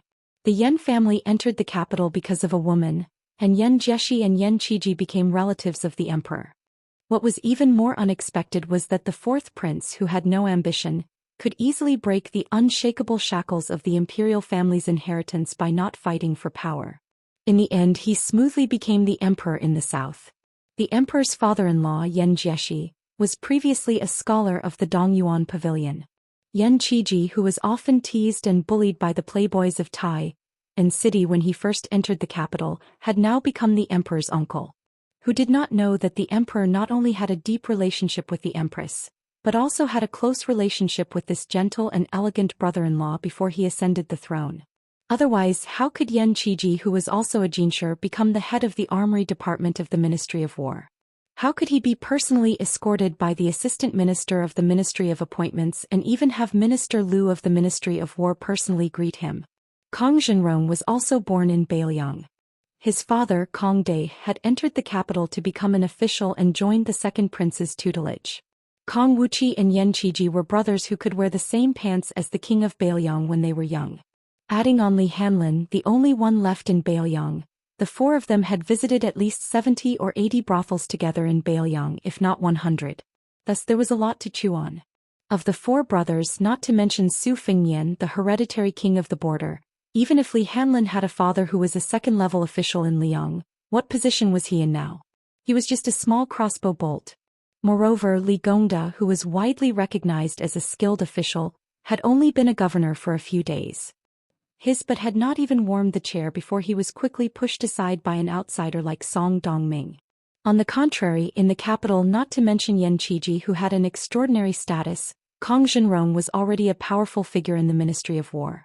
If they were in any other province, even an old county governor would have to address Kong Zhenrong as his brother and treat him with great care. Perhaps the latter would not be willing to accept it. Not long after they entered the border, they received the shocking news that the Baimang army was advancing on 3 fronts. The old men of the Ministry of War intended to take a detour around the relatively peaceful border of Yuzhou as an explanation to the imperial court. After that, they would immediately set off for Jibei to greet Yuan Tingshan, who had recently risen to power. After that, they would go to Liao province and meet with Gu Jiantang and the right assistant minister of the Ministry of War, Su Gong. It was supposed to be a safe and peaceful journey. However, they did not expect that they would encounter such a tricky situation as soon as they entered the eastern part of Yuzhou. Who knew if that northwest barbarian surnamed Su would feel that he had been disgraced by the imperial court and become so bold that he would order the Bailiang frontier army to disguise themselves as Baimang cavalry and wipe out all the officials of the Ministry of War. Among the officials of the Ministry of War, a few old men who had witnessed the dangers of the officialdom hurriedly stopped at a courier station at the border. They discussed for the entire night but still failed to come up with a perfect plan. However, the young and vigorous Gao Tingshu did not agree with them. Not only did he propose to go straight to the calabash mouth of Yuzhou, but he also proposed to take a look at Hutu City, which was the most impregnable pass in the northwest of Liangzhou province. The old men, who were already afraid of the cold, were so scared that their lips turned purple. If not for the fact that the bannerman was a junior in the officialdom who had a good impression on both Gu Jiantang and Minister Liu, he would have been kicked out of the Ministry of War by the time he returned to the capital. Compared to Gao Tingshu, who was like a newborn calf that was not afraid of tigers, Yan Qiji, who had been gentle and courteous along the way, was much more amiable in the eyes of those old foxes in the officialdom. After a torturous night at the courier station, they did not know how many times they had picked the wick. In the end, it was Yan Qiji who came up with an idea that made the old men feel more and more appropriate, the more they thought about it. The imperial uncle proposed not to go to Yuzhou province or the northern line of Liangzhou province, but to go directly to Bailiang Palace and Mount Qingliang. Liang Shihu, who was in charge of the specific affairs of the department for purging officials, stroked his beard and made up his mind. He squinted his eyes and smiled as he said, "Good." Official Liang found this young imperial uncle more and more pleasing to the eye. Going to Mount Qingliang, which was famous throughout the world, was a good idea. No matter how unruly the king of Bailiang was, even if he had dared to send troops to resist an imperial edict, he would not be so daring as to kill someone in his own palace, right? Besides, with the friendship that Yan Qiji and Kong Zhenrong had built up with the king of Bailiang, even if there was not much left, going to Bailiang Palace would not be a hongmen banquet. Besides, who had not heard of the spectacular sight of tens of thousands of carps swimming in Tide Hark Lake? There were so many officials in Grand Peace City, but how many of them had the opportunity to see it with their own eyes? After leaving the capital, Gao Tingshu, who appeared to be in high spirits, hesitated for a moment. In the end, he did not say anything that would offend the public. It seemed that Manager Yan's status as the imperial uncle was not something that he, the second-ranked scholar with an unstable foundation, could provoke. Chapter 1351. When the political observation team stopped at the relay station bordering Liangzhou to rest, Kong Zhenrong, who was returning to his hometown for the first time since he entered the capital, found Yan Qiji, who was reading Sages at night. He sat down and did not say anything. After a few years of polishing, Yan Qiji gradually lost the childishness of a foreigner entering the capital. Furthermore, he had a scholarly temperament. After the Yan family had a meteoric rise, this young scholar with a weak temperament had imperceptibly become more assertive. This made his father, who was the Grand Secretary of the Grand Hall, feel very gratified. Kong Zhenrong did not speak, and Yan Qiji did not take the initiative to speak either. There was only the sound of him flipping the book and the occasional sound of the lamp wick cracking in the room. In the end, it was Kong Wuqi who could not hold it in and asked in a low muffled voice, "Yan Qiji, do you think Brother Feng will be angry and refuse to see us?" Yan Qiji continued to read and seemed to be unsure. He said softly, "I don't think so." Kong Zhenrong, who had just shaved his beard this morning, touched his stubble and sighed sadly. "You're lucky. You and Hanlin have been together with Brother Feng for a few more years. I ran to the capital a few years before you. The last time Brother Feng went to the capital, my father was muddle-headed and tricked me to go to the south of Jingji early. In the end, we did not meet. Yan Qiji, you read more books. Do you think Brother Feng will think I am not loyal? If I had known it would be such a depressing situation, I would not have gone to the capital with my father even if I had run away from home." Yan Qiji did not flip the book again. He stopped at the page in his hand and was silent. Kong Zhenrong asked, "Why don't you go to the Ministry of Personnel or the Ministry of Rights? Why did you come to the Ministry of War? Didn't you hate war and bloodshed the most since you were young?" Yan Qiji sighed. "It is because I hate it that I want to go to the Ministry of War." Kong Zhenrong rolled his eyes.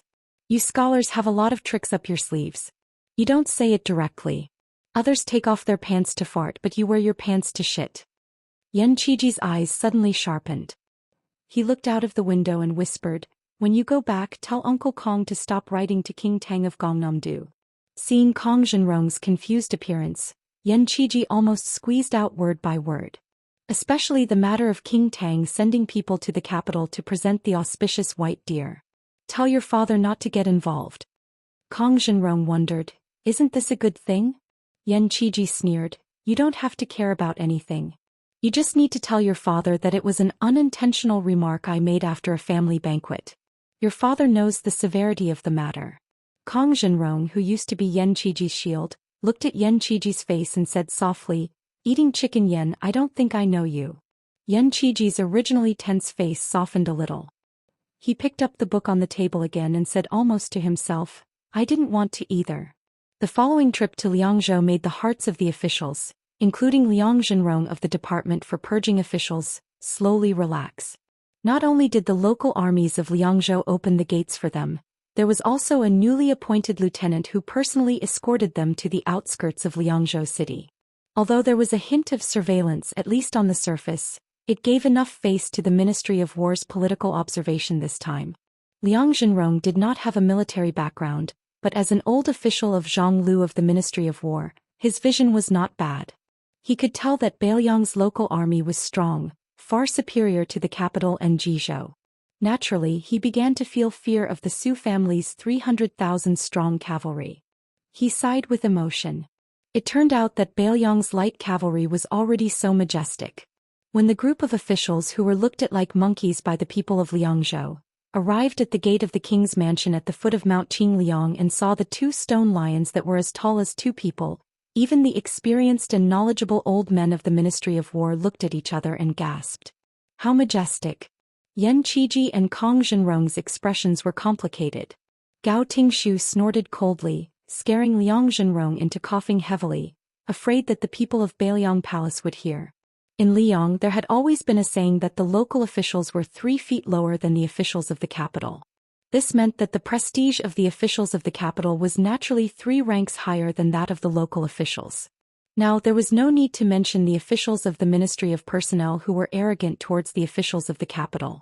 Although the Ministry of War, which had lost its backbone, was beginning to be overshadowed by the Ministry of Personnel led by the new heavenly official of Liang Yin Maochun, its prestige was still there. Liang Zhenrong was the chief official in charge of all the political plans in the world and a proud scholar. Therefore, when he led the way through the side gate of Bailiang Palace, he had the air of a capital official that swayed his sleeves as he walked. Even the steward of the king's mansion could not help but take a few more glances. The king of Bailiang, Su Fengnian, did not appear from the beginning to the end. It was the deputy of Bailiang's Ministry of Economy, Song Dongming, who came out to greet the guests. He said that the king of Bailiang was in charge of military affairs at the border and could not leave. Liang Zhenrong and the other old foxes could not wait for the son of a butcher to ignore them. They said a bunch of flowery words that did not cost any money and praised the king of Bailiang for being so busy every day that he even had to go to the front lines to guard the northwestern border for the imperial court. Song Dongming, the self-appointed deputy of Bailiang's Ministry of Economy, smiled and accepted everything on behalf of the king of Bailiang. It was probably because the deputy had the aura of a famous scholar from the Central Plains that made people feel like they were bathing in the spring breeze. Liang Zhenrong and the others immediately felt a lot better. They also felt that it was a pity that Song Dongming was a bright pearl covered in dust. If he went to the imperial court in the capital and stood side by side with the officials of the imperial court, that would be a sight to behold. After Song Dongming held a welcoming dinner for the officials from the Ministry of War, unexpectedly he did not have any intention of fooling around. As soon as he put down the chopsticks on the table, he stood up and led everyone to his office on the mountainside of Mount Qingliang to take a seat. He took the initiative to talk about the Northern Liangdao military officer's appointment and the border army's promotion and change, including the sensitive and important military affairs. Observing politics from the Ministry of War was a bit like patrolling on behalf of the heavens, but Liang Shihu dared to think this way when he went to Jizhou. How could he dare to be so arrogant in Northern Liangdao? He had originally thought that they would be lucky if they could eat a few meals and drink a few pots of green ant wine. He had even prepared himself to be ignored. The elders, including Liang Zhenrong, insisted on only listening and not speaking. However, Gao Tingshu was not so particular. He asked many times about the distribution of troops in Bailiang and the specific military affairs at the border. Song Dongming did not show any displeasure and always found some excuse to skip the questions. Liang Zhenrong was originally happy that Gao Tingshu was the first to stick his head out. If he could really find out the truth, it would be a great contribution. However, after the young manager kept asking, Song Dongming narrowed his eyes and lowered his head to drink his tea. Liang Zhenrong could no longer sit still. He glanced at the door in fear, afraid that if the deputy threw his cup, 500 executioners would rush out and push them to the ground, chop them up and feed them to the dogs. Liang Zhenrong hurriedly tried to smooth things over. He said that he had heard that the scenery of the Tide Hark Lake was the best in the world and wanted to bring his colleagues to see it for themselves. Song Dongming did not stand up this time. He only smiled and let his subordinates lead the officials to Tide Hark Lake. Song Dongming then went to the top of the mountain alone. He looked at Su Fengnian, who was travel-worn, and asked, "Since you're back, why don't you talk about the old days?" Su Fengnian shook his head. He looked at Tide Hark Lake and said, "Sir Song, come with me to the back of the mountain. Let's go together and engrave the 296 names on the tombstone." Song Dongming nodded. The deputy of the administrator, who was walking with Su Fengnian to the back of the mountain, was obviously angry for a long time. Finally, he could not hold back his anger and said, "What a good saying. But what about the 296 people in Bailiang?" Su Fengnian said calmly, "Bailiang will remember it." Chapter 1352. Behind the mountain was a forest of steels. Stone steels were everywhere, and there were even more under construction. Most of them were still wordless, but there were already several hundred stone steels in the periphery that already had owners. They were all made from calligraphy pills, and they were all from the dragon elephant cavalry who had died in the battle in Liuzhou at the end of the auspicious year. There was an ancient saying that one would be thin if they used ink and fat if they obtained vermilion. Therefore calligraphy pills were best made with strength and hard bones. The people who had drawn these stone steels were two renowned Bailiang calligraphers. Because Mi Chong and Peng Henian lived in the north and south of Liangshan, there was a saying that the south's muscle and the north's bone. Because of the conflict between the north and south, the two old calligraphers put on a stance that they would never interact with each other. Moreover, when great General Su Shao was still alive, they did not think much of Bailiang's military and political affairs. However, when the Bailiang Palace announced that they were going to erect 300,000 stone steels, Mi Chong was the first to go to Mount Qingliang. He asked a few questions, and after getting the answers he stayed there and then wrote a letter to Peng Henian. The general idea was, "Grandson Peng, do you dare to come face to face with your grandfather?" Afterwards, Peng Henian took the set of 4 treasures of the study that he regarded as his life and ran to the back of Mount Qingliang. He and Mi Chong built a hut and lived next to each other. The two old enemies actually became neighbors. Then, in the midst of the two old men's sparring, or more accurately, quarreling with each other, the deputy administrator Song Dongming personally gave them a list. On the list were names and 2 simple things: when and where they were born and when and where they died. At the beginning of the calligraphy pill, the 2 old men still had the intention of competing. Later, when Mi Chong wrote a name, he suddenly burst into tears. Lu Hongyi, a young man from Chunshui County in Lingzhou. When he was young, he relied on his family background and was unbearably naughty. This old man even scolded him for wasting that name. This child was only 21 years old. How could he die just like that? After that, Mi Chong Peng Henian became more and more silent. Other than communicating with the stonemasons who were responsible for carving the words on the back of the book, he did not like to talk much. Today, when the Mi and Peng elders heard that someone had arrived at the steel forest, their hearts tightened. With complicated feelings, they took their luggage and ran over to take a look. To their surprise, it was the king of Bailiang who had come in person. The 2 elders were not used to bowing to anyone, so their actions were very unfamiliar. Su Fengnian hurriedly helped the 2 elders up, but did not exchange any pleasantries. After a moment of hesitation, he divided the pile of paper into 4 portions, one for him and one for Song Dongming, and the other half for Mi and Ping, the 2 calligraphy grandmasters. The 4 silently began to write on the steel. Behind the 4 of them, there were 2 to 3 skilled craftsmen who had already prepared the tools and were waiting for the carving. In the evening, the sound of metal and stone clanging could be heard. Su Fengnian and Song Dongming finished half an hour earlier than the 2 old men. By the time they finished the last batch of rice, it was already dark. They didn't even have time to wipe their hands full of red rice. The old man walked to Su Fengnian's side with a tired look and asked in a deep voice, "Why are there wars everywhere in the hinterland of Yuzhou?" Su Fengnian said softly, "The spies of Beimang have infiltrated and are wantonly assassinating the officials of Yuzhou." Mi Chong directly pointed at Su Fengnian's nose, jumping up and down as he cursed. "Back then, when your father was still alive, Northern Mang also had assassins ambushing us. How could they have been stopped outside the pass? How did you become the king of Bailiang? Aren't you the best ace in the world, Su Fengnian? Do you only know how to stare all day long? You watch people die in front of your eyes and then you collect their corpses and pretend to write a few names."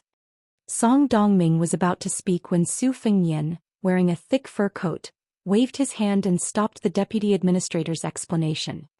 He looked at the old man and said apologetically, "I didn't do a good job." Peng Henian's personality was not as impatient as Mi Chong's, but he was still angry. However, he still pulled on the latter's sleeve. When Su Fengnian had walked far away, the gloomy-faced Mi Chong spat heavily at the back of the figure. He threw the priceless green crab shell inkstone in his hand onto the ground and said, "I'm not writing anymore.